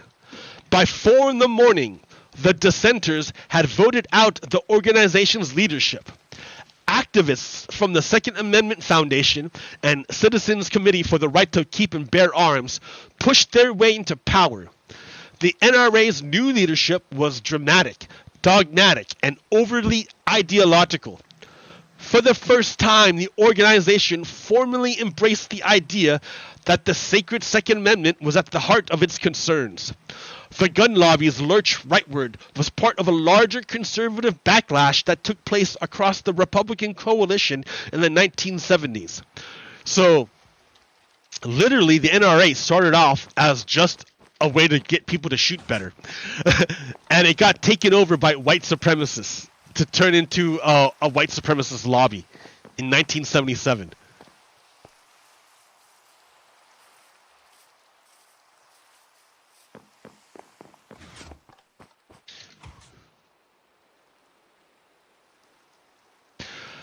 So, important. It strikes me there is a detail in your book, Where the Law Ends Inside the Mueller Investigation, that has received too little attention against the backdrop of Vladimir Putin's invasion of Ukraine.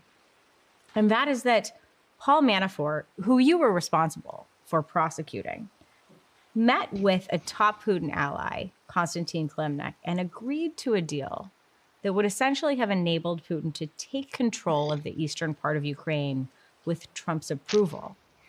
And Manafort had implicitly agreed to this. Why has this not gotten more attention against the backdrop of the invasion of Ukraine by Vladimir Putin? So I don't know why it has not gotten more attention, but I had the exact same reaction when the war occurred and you saw what Russia was trying to do. I was like, yes, of course. We had in writing, we had sort of captured some emails between Konstantin Kilimnik and Paul Manafort talking about this deal and saying what they needed to make this work was a wink from Donald Trump that this would happen. But take Trump out of this. This was clearly indicating what it is that Mr. Putin was trying to do, which was to take half of Ukraine and actually the wealthy part of Ukraine. And now you see it's basically, I want to take all of it. It did get some attention in the New York Times. It certainly got attention in the Senate report, but it was such a clear indication of what Vladimir Putin was trying to do.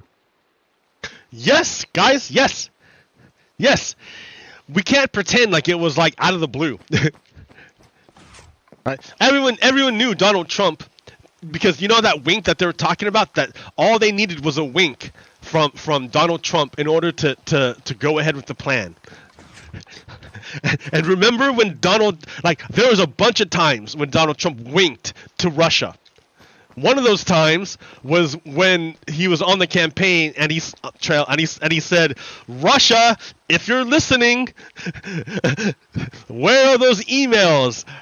We can make a good deal." He fucking literally said that. Like, do I have that? Let me see if I have that one. Maybe I have it.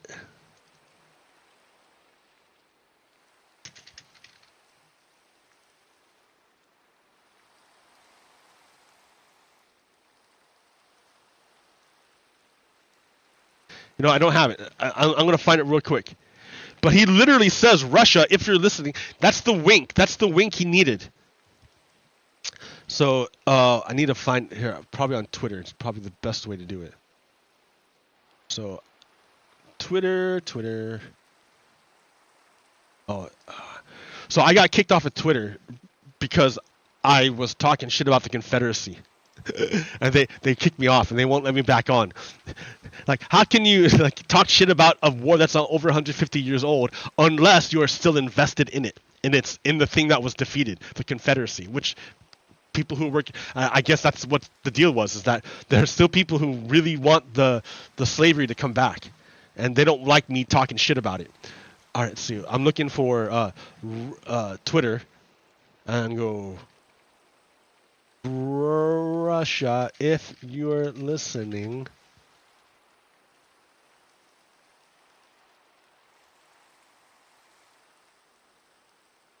Do they have it? Yeah, there it is. I might have it then. I might have it. Because I saw a thumbnail that looked like that.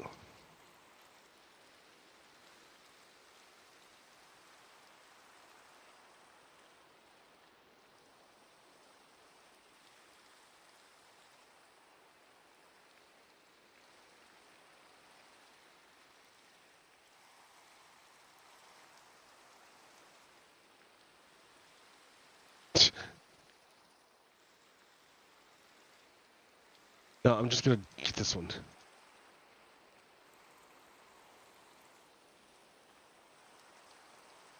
Oh, it's a GIF. I want the thing.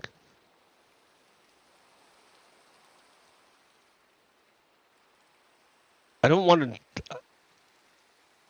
These are very smart Putin. Oh, dude.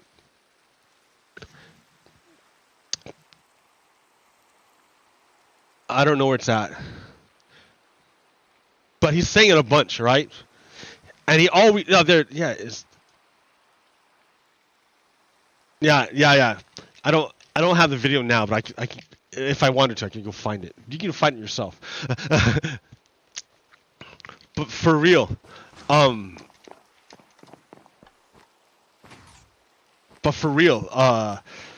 Donald Trump signaled to Russia that he would do their thing, that he would give the Ukraine to Russia if Russia helped Donald Trump become president.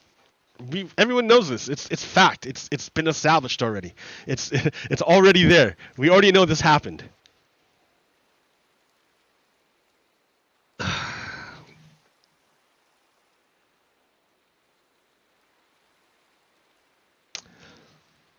Proud Boy trial.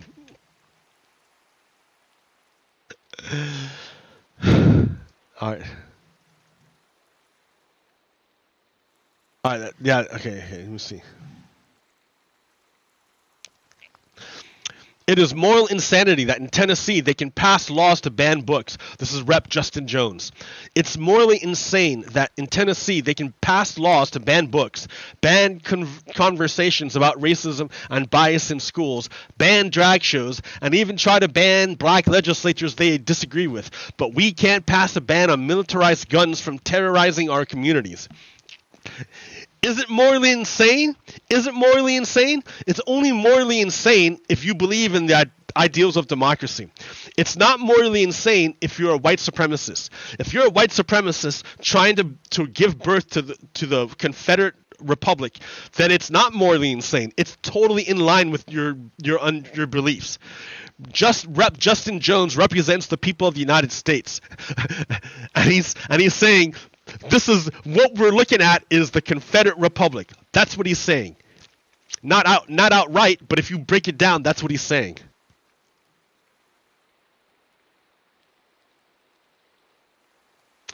So here's stochastic terrorism. When I tell you about stochastic terrorism, Trump uses mob speak in order to rile up his Nazis. Like, he won't actively say to go out and do violence, but he'll say things and wind up people in enough ways that eventually they're gonna do something bad, and one of them is gonna blow up. That's exactly what Donald Trump does. That's why we have to put him in prison, and that's why I think the United States ought to execute him.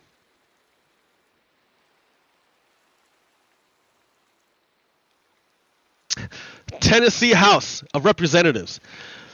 So they want the Tennessee House of Representatives wants to pass a law that says that a person doesn't have to marry you if your marriage goes against your beliefs, their beliefs. So if they believe that white and black people shouldn't get married, then they say the law says that they won't have to marry you, that you can't get married.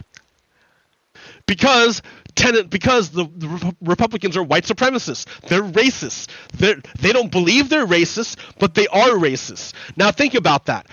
How is it that they can be so racist, so obviously racist to all of us, but they themselves don't believe that they're racist? How is that even possible? How can that happen? And let me tell you, it's because of the way that the white supremacists look at how racism is done. White supremacists believe racism is only It's only a thing one person can do to another person. That's the only thing racism is. It's a thing that one person does to another person to disrespect them. That's to them, to the white supremacists, this is the entirety of racism.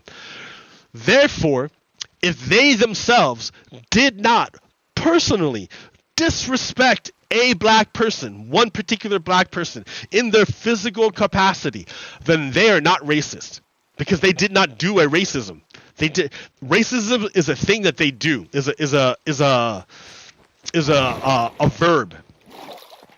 Racism is a verb performed by one person against another person.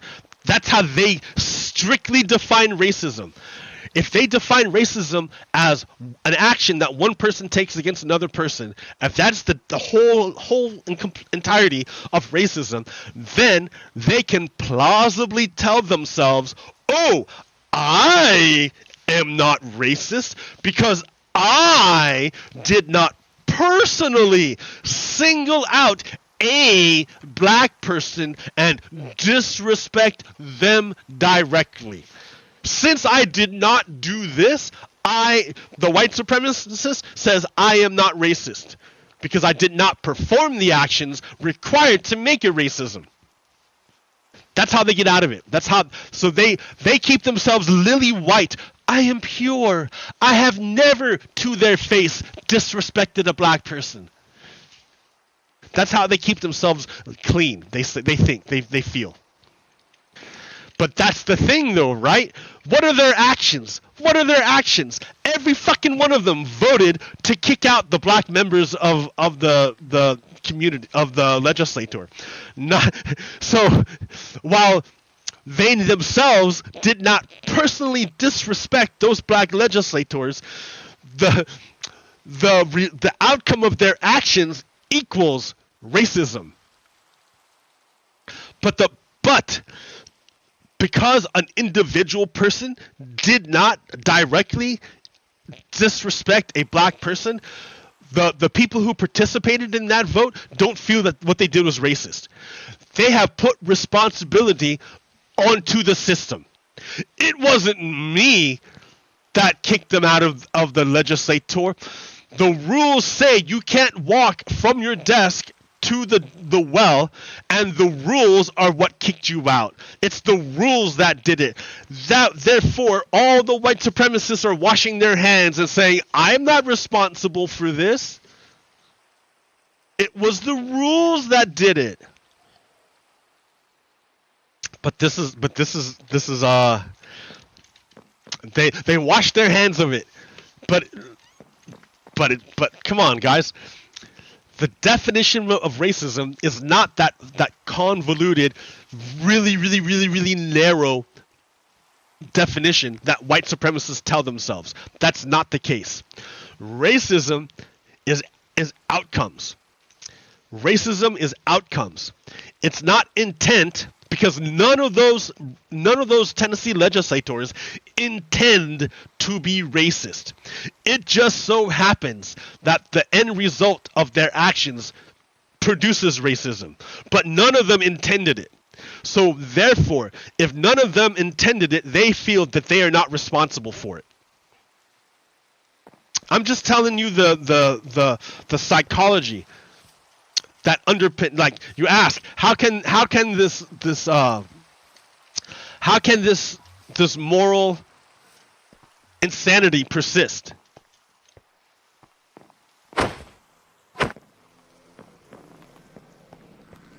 How can it persist? Yeah, you have nowhere to go, guy. You have to stay in here. You have nowhere to run, Enderman.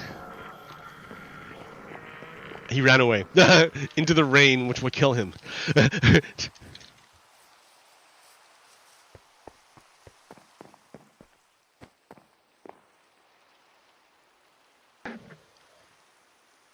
Okay, so it's not about your individual intent.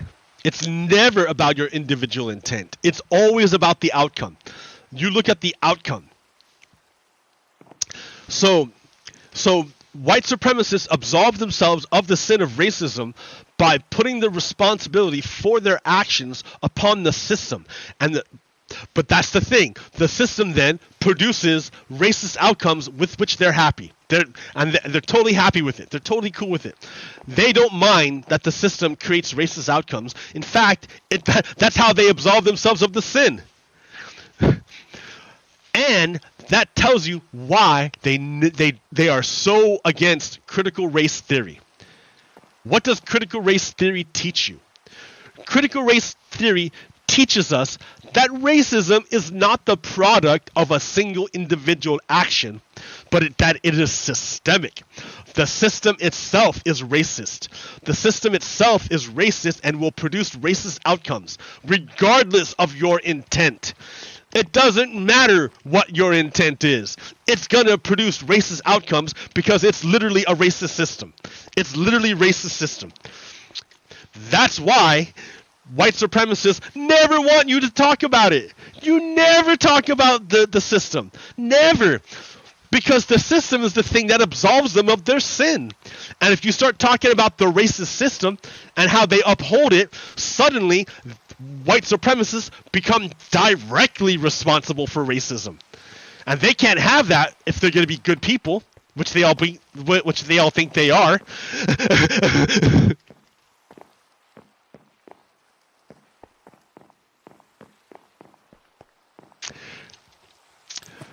So white supremacists absolve themselves of the sin of racism by putting it upon the system and then pretending that the system is not racist by forbidding any discussion of the system.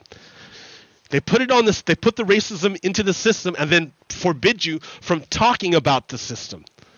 So remember, the white supremacists had such control of the system that all they needed was to find the tiniest infraction in order to remove the black members that they did not want. All they needed was the tiniest infraction in order to remove someone they didn't want. But wait a minute, that's not, and they clad themselves in justice by saying it's not us, it's the system. We're not racist, we're just following the rules, guys. Well, wait a minute. Where'd he go? Judd Legum. He is awesome. He's great. But Judd Legum, I'm not sure how you say his name. Judd Legum is awesome. So there's this guy, the Speaker of the House in Tennessee. The Speaker of the House, the top guy in the House in Tennessee. He's a Republican, right? He's the one he's also voted to kick out the three people on the flimsiest of broken rules. The flimsiest of broken rules, and then he wanted to absolve himself of the racism by saying, oh, it's just the system. But wait a minute, look at here. What's happening? This dude, Lacey Sexton, lives in number two.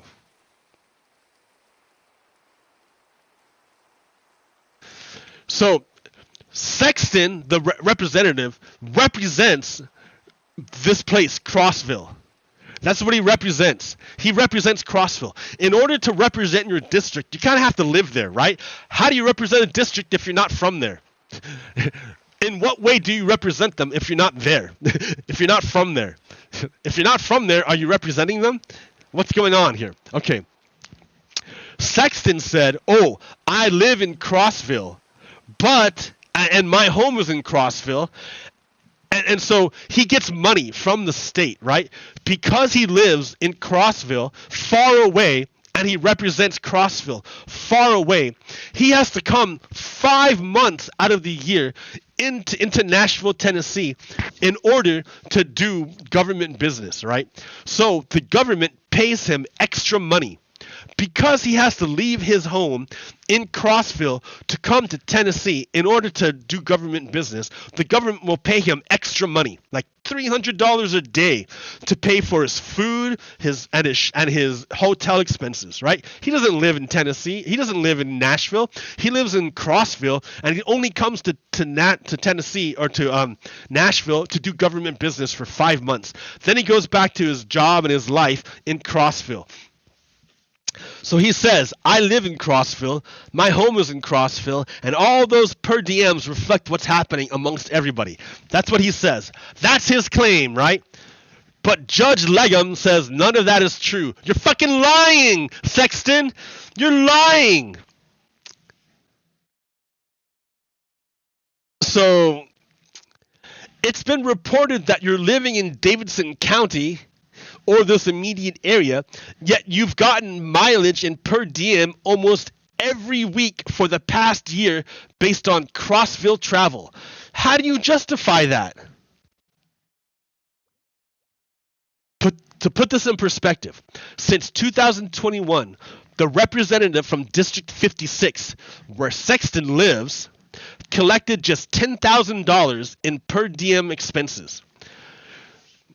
Since 2021, Sexton has collected $92,000 in per diem perspectives. So in other words, okay, the representative, the person who represents the district where Sexton actually lives, because he doesn't live in Crossville. He does not live there. He owns a condo in Crossville, but he doesn't live there. He just owns a condo there. He lives in this other district. He owns a house there, a big house. His kids go to school there, and he lives there all year long. So he lives in Nashville. The representative from Nashville, who actually represents where this guy lives, he only gets $10,000 a year because he lives in the state capital. He doesn't have to pay for a hotel. He doesn't have to pay for meals. He already lives there. So he doesn't need extra money. That's why he gets only $10,000 a year to take care of his expenses for when he works for the government. Sexton represents Crossville, which lives far, far, far away. But he lives in Nashville, owns a house in Nashville, is in Nashville all the time. And he lives in this guy's district. They both do the same job, right? They both legislators. They both represent their people. They're both doing the same jobs. But Sexton, Speaker of the House, is living in Nashville. So he doesn't have any of the expenses incurred for people who have to travel, like for hotels. But he's getting the money as if he were living in hotels. So he lives in the same district as this guy. They do the same job, but he gets paid $10,000. But this guy gets paid $10,000, while Sexton collected $90,000. Yo, dude, Sexton is fucking breaking the law and fleecing the taxpayers of Tennessee by tens of thousands of dollars. Holy shit! Sexton says that we are in Nashville 5 months a year, and we go back to Crossville on the weekends and so forth. But what he doesn't say is the most important part. Sexton continues to live in Nashville year-round. His kids go to school in Nashville, dude.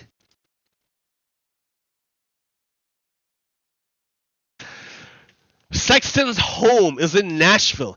He bought it for almost $600,000 in 2021. He admitted that he and his family live in Nashville year-round. His youngest child is enrolled full-time in a Nashville school. This is his $600,000 home that he bought in Nashville. But the dude represents Crossville. And he gets money from the government as if he lives in Crossville. But he bought a fucking house. He's fleecing the people of Tennessee big time, defrauding them of a bunch of fucking money, a shit ton of money. Dude is breaking the fat laws. Dude is breaking the laws of the Senate big time. Did he walk from his desk to the well out of turn? Because that would get you kicked out. No! He did way worse. He's literally stealing money from the taxpayers and then lying about it. He's literally stealing money. He didn't just walk from the desk to the front out of turn. He's literally stealing their money. and he's the Speaker of the House. Why is this guy in jail? So let's get back to the system, right? According to the rules, that's why the state legislature kicked out the 2 black legislators, according to the rules. But according to the rules, this guy is literally a fucking criminal. A criminal! Why hasn't he been kicked out according to the rules? Because the rules themselves, the system, is racist! It's a racist system! It's a racist system! The system itself is racist. It's a racist system. That's why they kick out black legislators for breaking decorum, but the fucking Speaker of the House is literally robbing the taxpayers of tens of thousands of dollars and gets away with it with nothing because it's a fucking racist system that they don't want to look at. Oh my God!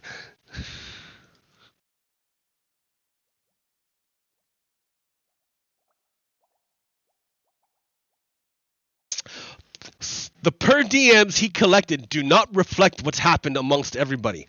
Reps who live within 50 miles get $80 a day. Reps who live more than 50 miles get $313 a day to cover the cost of living away from home. Sexton owns a home in Nashville. So the dude is lying. He says, I represent the city more than 50 miles away. That's what he says. And he's voted, and that's what he does. By the government sees him as a representative from Crossville, far, far away. But he does not live there. He lives in Nashville. He owns a fucking huge house. He enrolls his kids in their school. But he still gets the money as if he lives in Crossville. So he's basically stealing a shit ton of money. But he's not kicked out of the legislature. Black legislatures, all they did was walk to, like, it's even disputed if that's what happened. All they did was walk to a place out of turn. They didn't steal people's money. They didn't destroy property. They didn't deprive people of justice. All they did was walk out of turn. And you kicked them out. However, this person who has literally stolen tens of thousands of dollars from the taxpayer, no consequences will fall to them. That tells you the system itself, the outcomes are racist. It's a racist system. It's a racist system. All those people who said, I'm not a racist, but they uphold a racist system, means they're racists.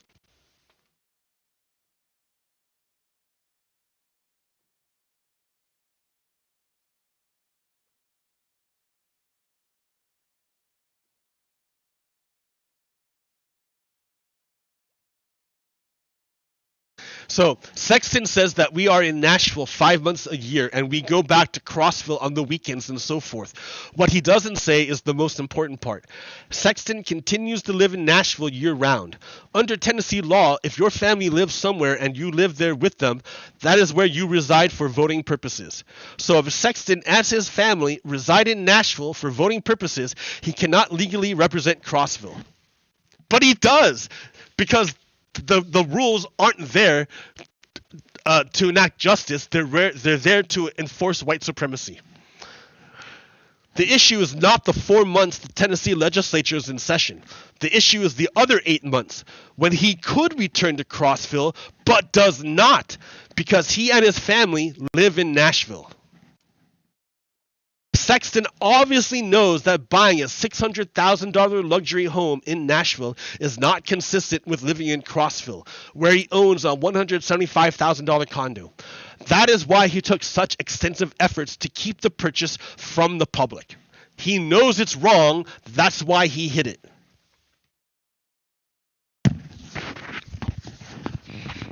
So, I mean, like, I'm trying to get into your heads that we literally have the Confederacy trying to give birth to itself again inside the United States because it was never dealt with the last time.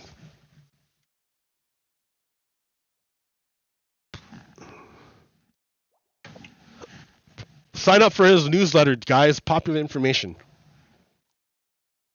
Look at Sexton has not been paying property taxes on his Nashville home or his Crossville condo. So not only is the Speaker of the House stealing money from the taxpayer through legislative fraud, but he's also not paying taxes to the local governments by just not paying property taxes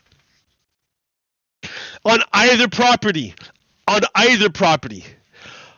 So you cannot tell me that Republican legislators in Tennessee are doing this because they're, you cannot tell me that their hands are clean. Their hands are dirty.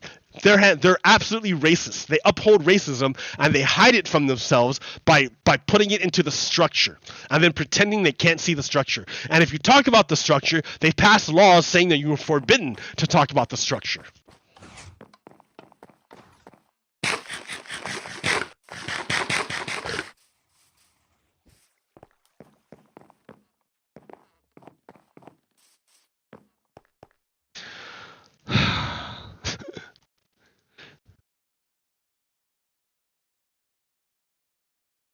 Okay, what else do I got? Look, that's Kevin McCarthy and Chris Christie, and I think that's the mayor of New York. They're all at Harlan Crow's house. Why? Because they're all owned by Harlan Crow.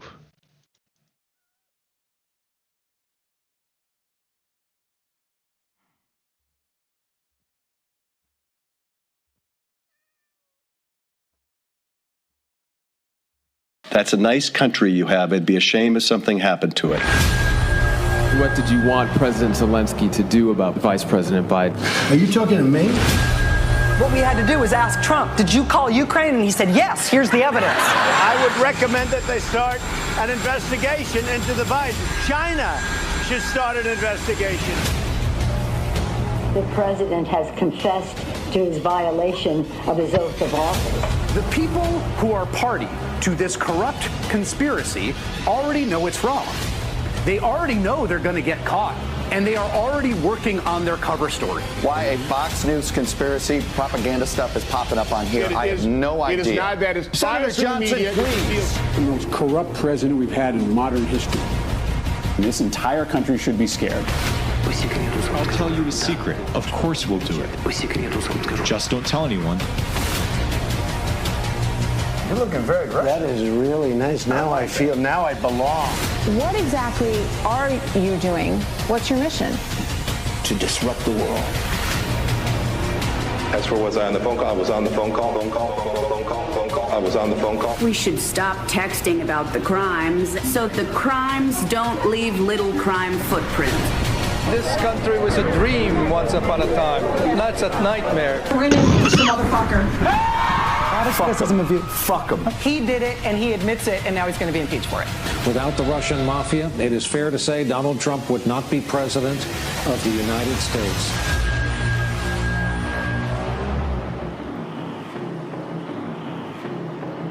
Are you gonna call me Fredo? Take a fucking swing. I'll fucking throw you down these stairs like a fucking punk. Watch your fucking hands.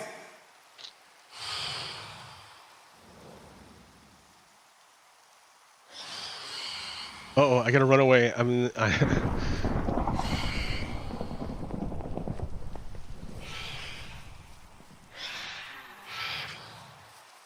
They're coming for me. All right.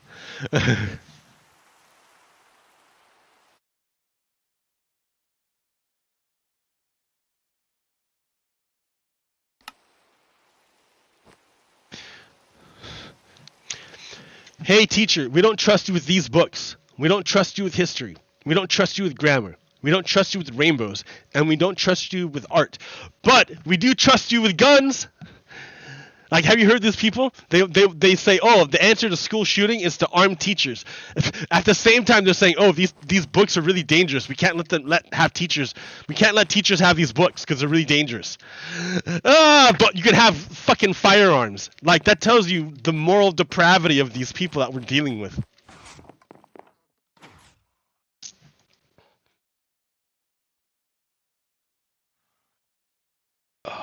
I don't want to talk about that. Here, this is good. So replacement theory is nothing but the most recent iteration of something we've had our entire national history, which is white supremacy, and particularly a fierce white backlash every time there are moments in our democracy that are bringing more people in, particularly African Americans, into a more full, inclusive democracy. You know, after they got rid of the property requirement for voting, for example, in the early 1800s, northern states immediately began to add racial bans on voting because of the fear that blacks would start voting. After the Civil War, those amendments, and blacks began voting and registering big numbers in the South, that led to violence, voter suppression, and almost a century of Jim Crow. Civil rights laws led to the Southern strategy, same effort to claw back. And the Obama coalition getting its way in 2008 and beyond led to immediate, not just birtherism, but post-Obama voter suppression, again, based on things like myths of voter fraud. So we have this very clear history, and replacement theory is one other iteration of this non-stop, consistent white backlash whenever our democracy looks to becoming more inclusive, including particularly black voters. Here's where the censorship comes in, and this is where I so worry about the censorship. If you censor all that out, which is the point of the censorship, you have this illusion that it's been sort of non-stop progress, as opposed to progress always met with pushback. So you blind people to the reality that it's always been a back and forth, but you also blind people to the reality of it's the same tools of myths and disinformation, gerrymandering and suppression and violence that have always been the way in which the pushback has been advanced. We have to fight voter suppression, we have to fight white supremacy, but we also have to teach our full history so we're prepared for its worst elements. Yes. The reason why white supremacists don't want you to know history is because then they don't ever come up with new things. They never come up with anything new. It's always the same bullshit. So once you know the bullshit, it's easy to like just to see through it again.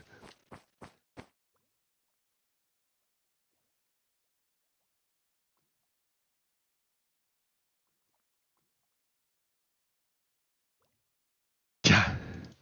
This is what got me banned from Twitter. They should have been dealt with after the Civil War. And I said, yeah, if the USA would have just hung all the rebel traitor leaders, we wouldn't be in this mess. We should have executed all the Confederate heads of state, their traitor president and their traitor generals. That's correct. If the United States had executed the Confederate leaders way back then, back in 150 years ago, we would not be in this mess. Instead, they assassinated Lincoln and installed a white supremacist as president, Andrew Johnson, and he stopped everything from happening. He stopped the Reconstruction from happening. I was reading, I'm not done with it, about the Colfax Massacre, 1873 Colfax Massacre. After Louisiana and New Orleans got captured very, very early by Union forces during the Civil War, because it's a really important port, and they had troops organized to defend the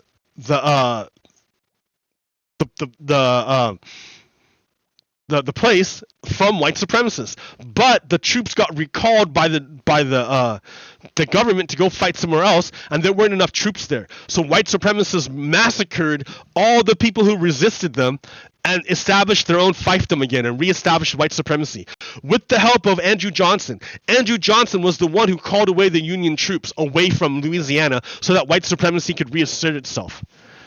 So that's the thing.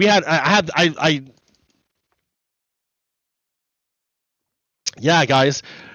After Andrew Johnson withdrew the Union troops, the white supremacists just went back and massacred everyone. Because they never left. They never got dealt with. The United States has still not dealt with its original sin. It still has not dealt with it.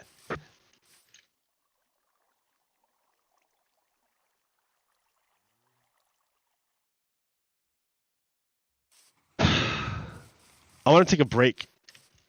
2 hours. I get a break, right? Give me like a 5-minute bit so I can take a break and get more coffee and take a break. I want to finish this off properly. So I'll be right back, okay?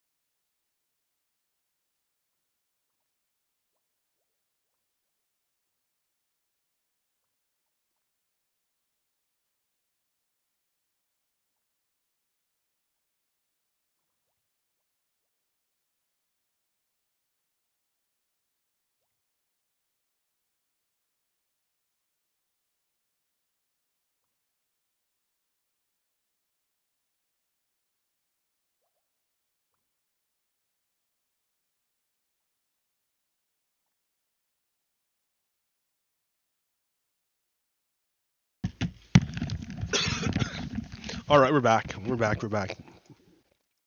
Faster than I thought. Okay, I have all this text written out too, Like, why am I doing the show? Because no one watches it. No one watches it. So why am I doing the show? It helps me to keep things straight. You ever watch that TV show Lost? There's a character on there I really identify with by the name of Desmond. I too have to punch in a code into a computer on regular intervals. I too struggle to keep things straight amongst the shifting timelines. I too am searching for my wife.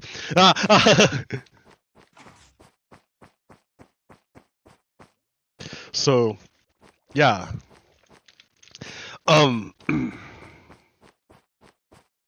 So yeah, it's good that I do the show because like it helps me just to like keep a record too of like to keep it straight, to keep it constant, right? To keep it straight, like to make sure the ship is flying in the correct direction. Consult the stars. So so I had this conversation with this guy who felt real bad about his life. He felt real bad about his life. And he was telling me that his dad left very, very young. And that he felt from a very, very young age, he felt the responsibility for the things that his father did not do. That he had to like, he felt that he had to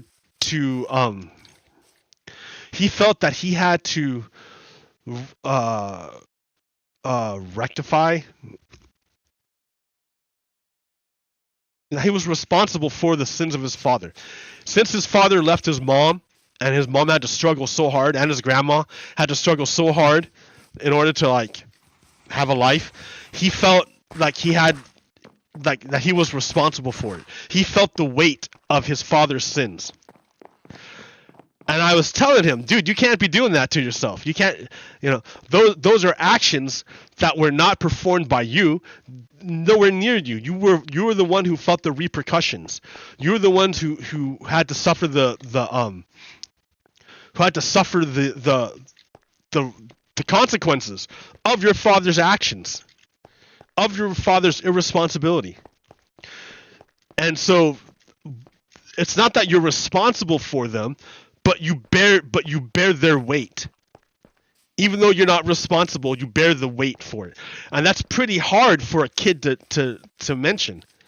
So I think what this guy was trying to do, like, but then I see, right? Now I'm connecting. Now this is how you connect two seemingly disparate things. This is how you find that connected.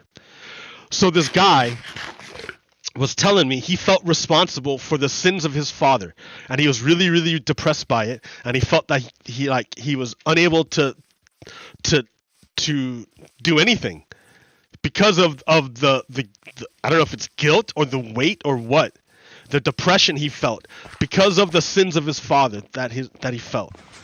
And I'm like, okay, dude, you cannot be held responsible for those actions. See, here's where it coalesces.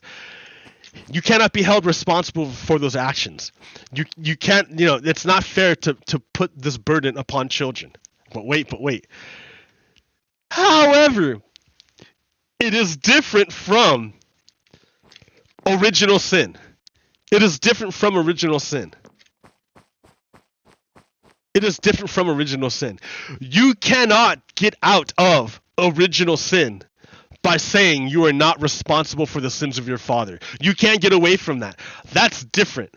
That's a different kind of thing.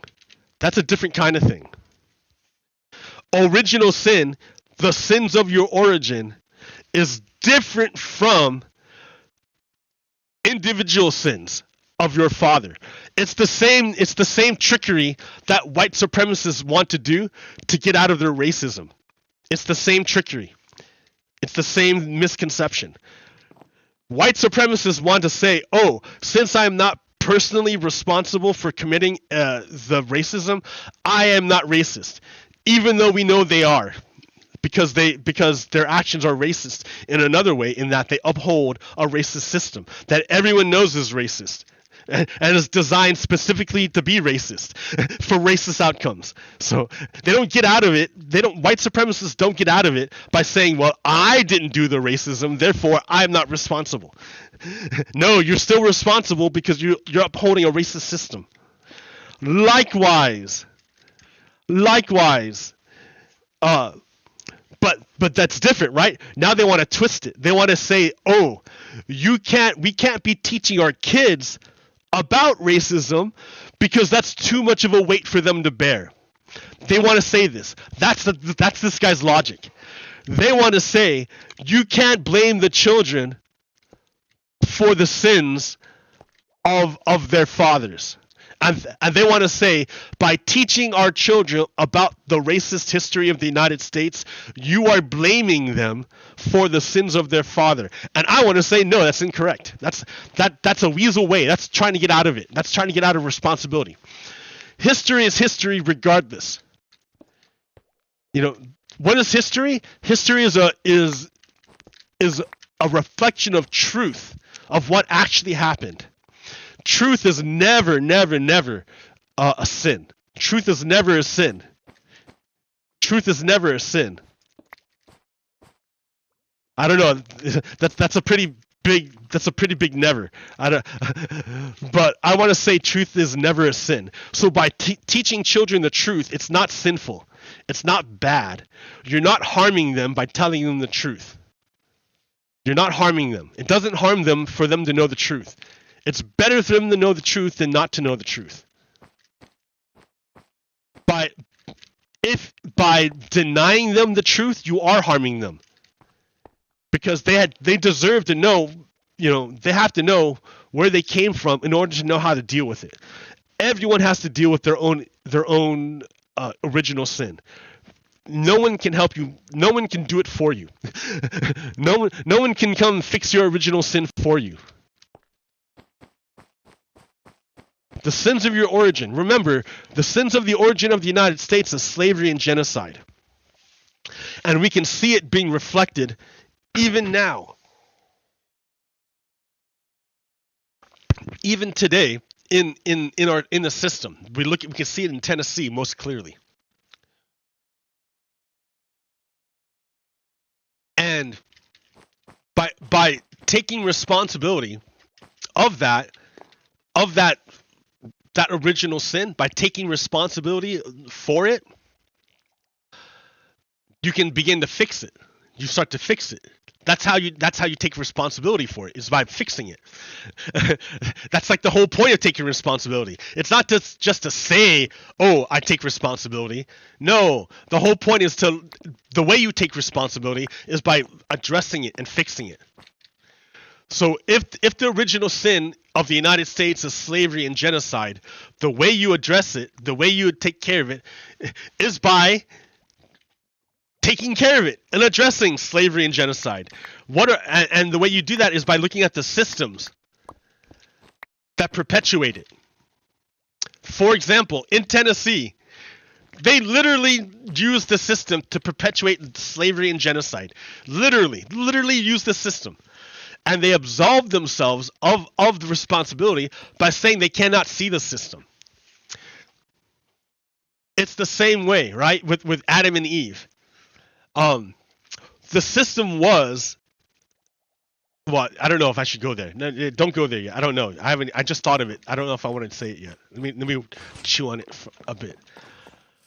But the responsibility, what I'm saying is that the responsibility for ending white supremacy falls upon all of us. But in particular, it falls upon those. The responsibility falls most heavily upon those who receive the most benefit from the system. So if you receive benefit from the system, you bear responsibility. Even if you're a white person and you're like, but wait a minute, I'm a white person. How do I get benefit from the responsibility if I'm like working class? How am I getting any benefit from this system? Like, I'm not getting shit from the system, from white supremacy. Why am I responsible for fixing it? And I'll say, well, if that's the case, are you and your and other minorities have a big union? Are you all unionized? Because that's the legacy of racism in the white working class. Racism in the white working class has stopped them from creating unions with their fellow minority workers. Based on race. They're all in the same, boat. Everyone's in the same boat, economic boat, but racism for a lot of white unions, a lot of white people has stopped them from unionizing.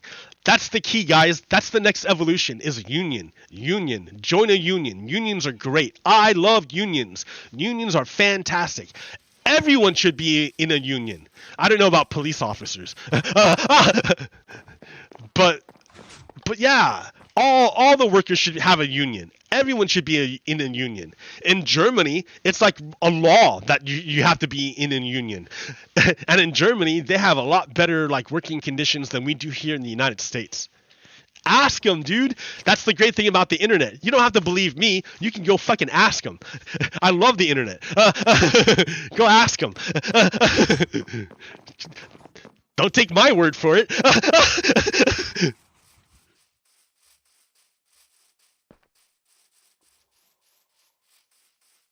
Unions are fantastic.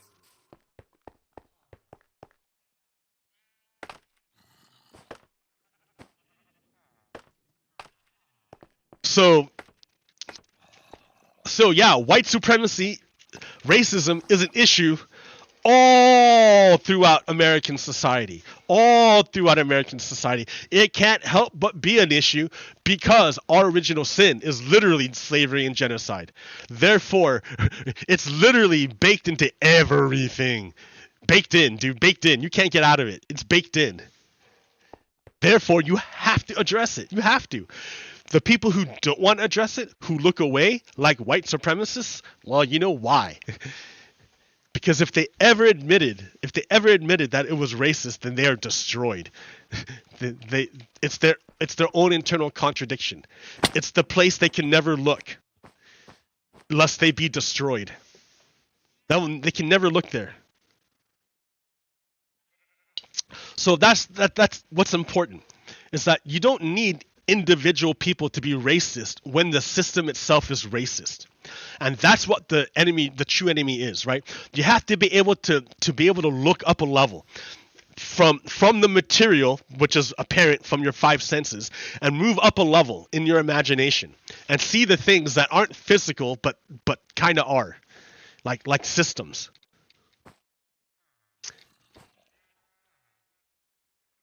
Yeah, it's lagging so bad, dude. It's like it's stuff like this that makes me want to get like a 4090. But then I'm like, no, dude, that's outrageous. That's a car. Oh, it used to be a car. And then, fuck. Oh man. And then all I gotta do is wait for like another year or two, and then the next generation of chips will come out, and wider acceptance of AV1 as encoding. Just wait, dude. Just hold on.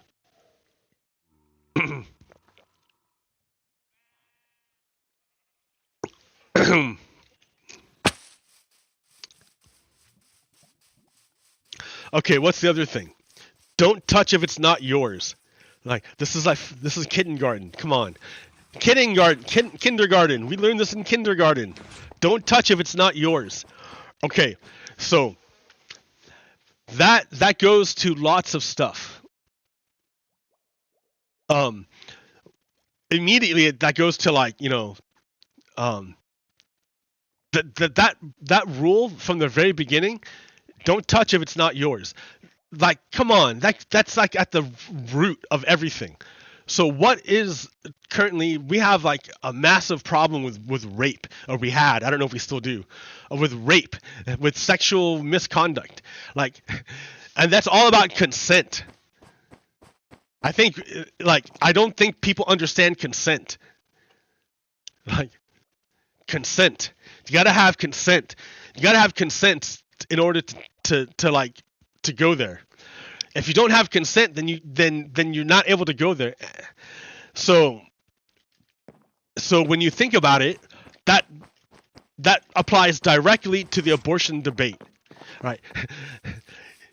Is that baby like where does that fetus reside? Where's the like possession is 9/10 of the law. Where is that fetus that everyone's talking about? That fetus is in possession or is possessed by the woman who carries it inside her body. Therefore, it's hers, dude. It's hers. Don't touch if it's not yours. Why are men coming along passing laws using the state to restrict the rights of women to their own bodies? It's not yours. Don't touch it. Men don't, those legislators who pass those laws who affect women's health, it's not about you guys. Why are you passing laws about stuff that's not you? It's not yours. Don't touch. All right, that's pretty universal, right? Makes sense. It makes sense. Don't pass laws about bodies that aren't yours. I mean, that's in the most general sense. Come on. All right. But then it goes on, right? Then we can go on, right? What about kids? What about babies? Men? What about men? Like, in the United States, men are circumcised as babies. It's kind of the same thing, right? If it's not yours, you shouldn't touch. Don't touch it. Don't touch it if it's not yours. It's not yours. Why'd you touch it? Why'd you do that? And they'll say, well, it's a book, and they'll say health reasons. But it's like, dudes, like naturally, it's fine. Naturally, it's okay. I guess if they're for other health reasons, if you need it, sure. But like generally, it's fine. You shouldn't have to touch it. And you'll say, "Oh, it's dirty." Do you know what women have to go through? Like, who cares if it takes a little maintenance? That's what That's part of the bonding process of learning about yourself or whatever. Like, learn the maintenance. That's just another thing. Women have to maintain themselves. Why not men? That's not a valid reason to cut it off. To cut off like stuff that's not yours. There's just no valid reason. Like, if it's true all the way through, is what I'm saying. If it's wrong to touch women without their consent, sure, I will buy that. Why do we cut off parts of men or baby boys, but yeah, as they're babies, before when they're utterly helpless and have absolutely no say in it? Why do we do that? Why? That seems like a fundamental contradiction. If you want to get to the problem with men in the United States, let's go with the fact that we traumatize them like right away. Here's some trauma, kids. Here's some trauma, man. Hope you grow up okay. Right? Like, and you'll say, well, they're too young to know. Dudes, okay, so I rescued a cat. I rescued a cat from the SPCA or whatever the Humane Society is that's over here. I rescued her, and she's like a medium-haired cat, Maine Coon. So no one wanted her because she's a pain in the ass to take care of with all that hair, right? All that hair is shedding, all that hair is allergies, all that hair is combing to maintain. And if you don't maintain it, it gets even worse. And then the poor animal is miserable. Like, oh my gosh. So like, it's maintenance work. No one wanted her. So yeah, I took her.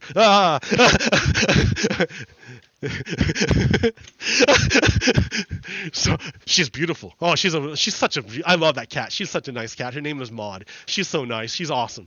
She's a great cat. But the SPCA or whatever that is, they did operation on her to take out her ovaries so she can't reproduce. Like, so if in case she ever gets loose and runs out into the wild and gets captured again, and they pick her up, what they did is they cut her ear. They cut one of her ears. I gotta look which one, but they nipped it. They cut it off, so it's not a sharp point anymore. They cut it off so it's dull, and they cut off a lot of it. And when I got her, the wound was still pretty fresh. The chopped ear was still pretty fresh, so she was super defensive about anything going near it or touching it. And it took a long time and she bit the vet the first time they met. She bit him. So it took a long time for her to adjust to let me even go near her head and to even go near her injured ear. Like a long time. And that happened when she was a baby. Even now, it's like she doesn't like me going anywhere near it because of the trauma. And if a stranger came by and tried to do it, oh no way, she'd bite them big time. She's a biter. she would give them infected wounds.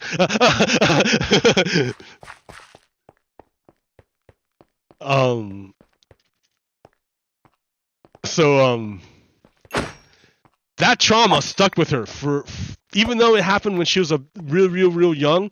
That trauma affects her behavior even now. How can we assume human males would be any different? Why would human males be any different if you super traumatize them at their base chakra when they're babies? That might have some effect in the way they relate to the world going forward. Maybe that's why they're so into their guns.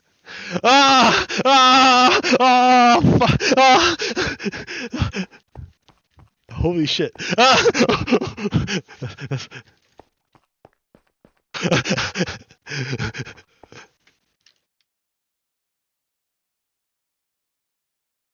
So yeah.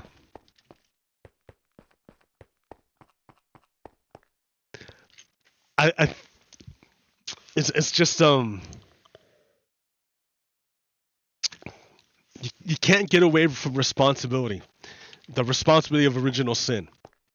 I know there was the whole baptism thing, but what baptism does is it doesn't really erase original sin. What it does is it says is that wait, until this point you didn't know. But now you know. So everything you did before you were baptized, that's all gone because you didn't know. Now you know. So if going forward, if you fuck up, it's on you.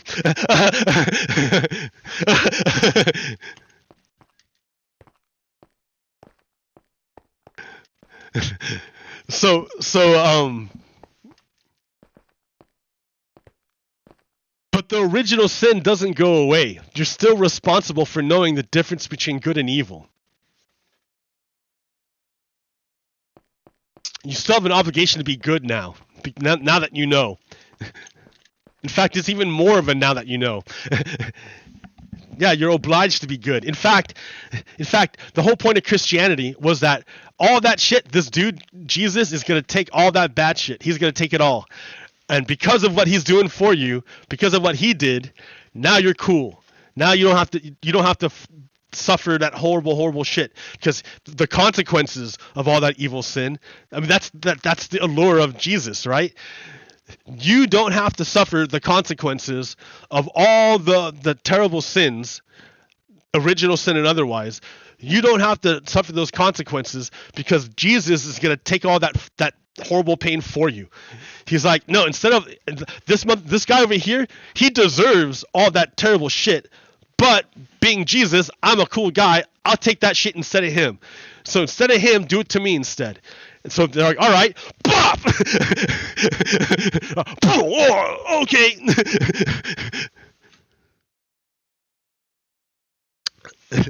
Oh.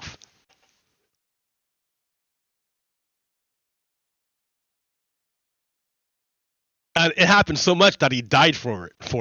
It was so bad that he died from it.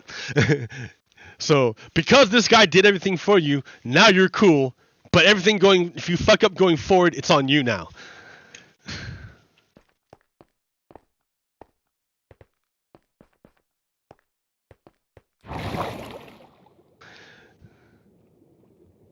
Okay, so white Americans want to say, well, it wasn't my family that did the racism. It wasn't my family that did the genocide. Our family came afterwards. So it's not on us. But no, it is on you because you're in this country. And if you derive benefit from this country, then it's your responsibility. Like, you can't get away from it.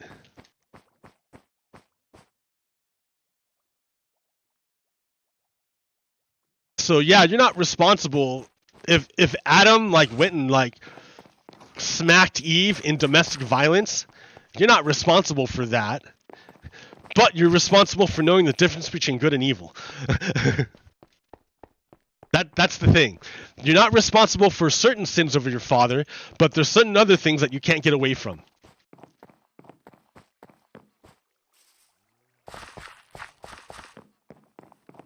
I don't know if that makes any sense. I have no idea, dude. I'm talking to no one, right? I'm talking to like the void. Like I have no feedback of anything. I feel like numb. It's awful.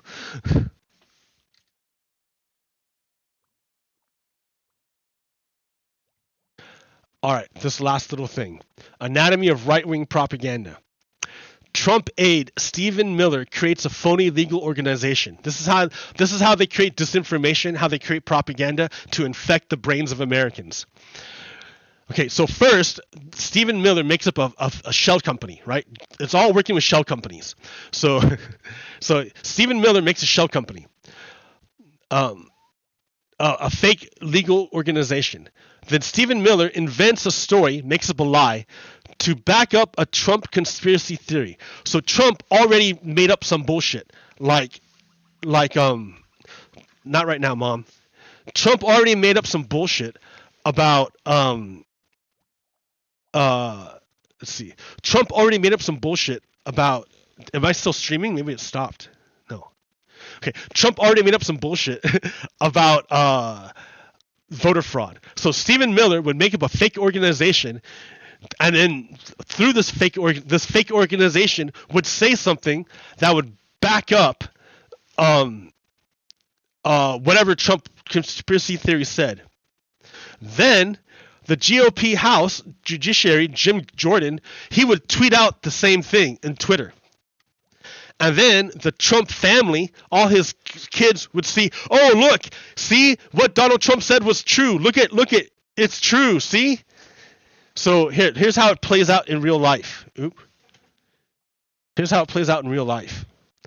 So this is a fake organization, right? That's fake, invented by Stephen Miller.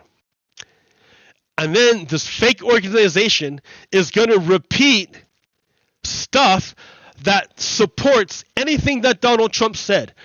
So, records obtained from our investigation into the circumstances surrounding the Mar-a-Lago raid further confirm that the FBI obtained access to these records through a special access request. Yeah, but that's bullshit. That's a lie, right? That's not true. That's not true. Because he is the dude. So this is Donald Trump's man saying it. Donald Trump's man is repeating what Donald Trump already said. But then the government, controlled by white supremacist Jim Jordan, repeats it on Twitter. The government, they repeat the Donald Trump lie on Twitter. And then the family of Donald Trump picks it up and says, look it. Oh, this story confirms all the bullshit that we've been saying. So they say, look, we've been right this entire time. Look at this organization that confirms what we said. Well, the organization is Trump's own people. So it's all a big fraud. But if you're just a working class white guy in the middle of bumfuck nowhere and you don't have access to other media, so you're just watching Fox News all the time anyways, you're going to watch this and be like, oh my God, it's true. And you get duped. It's easy to get duped if you don't have access to other information.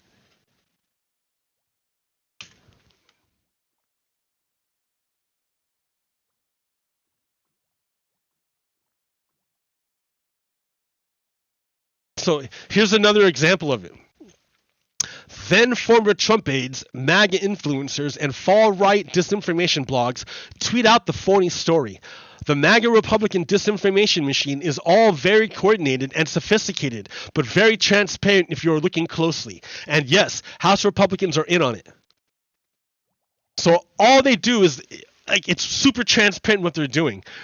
Their own people create false stories, and then the representatives repeat it, and then Fox News repeats it again to make it look like it's a real thing. They literally invent stuff. They just invent stuff, and they wash it through the media. So that's bullshit, right?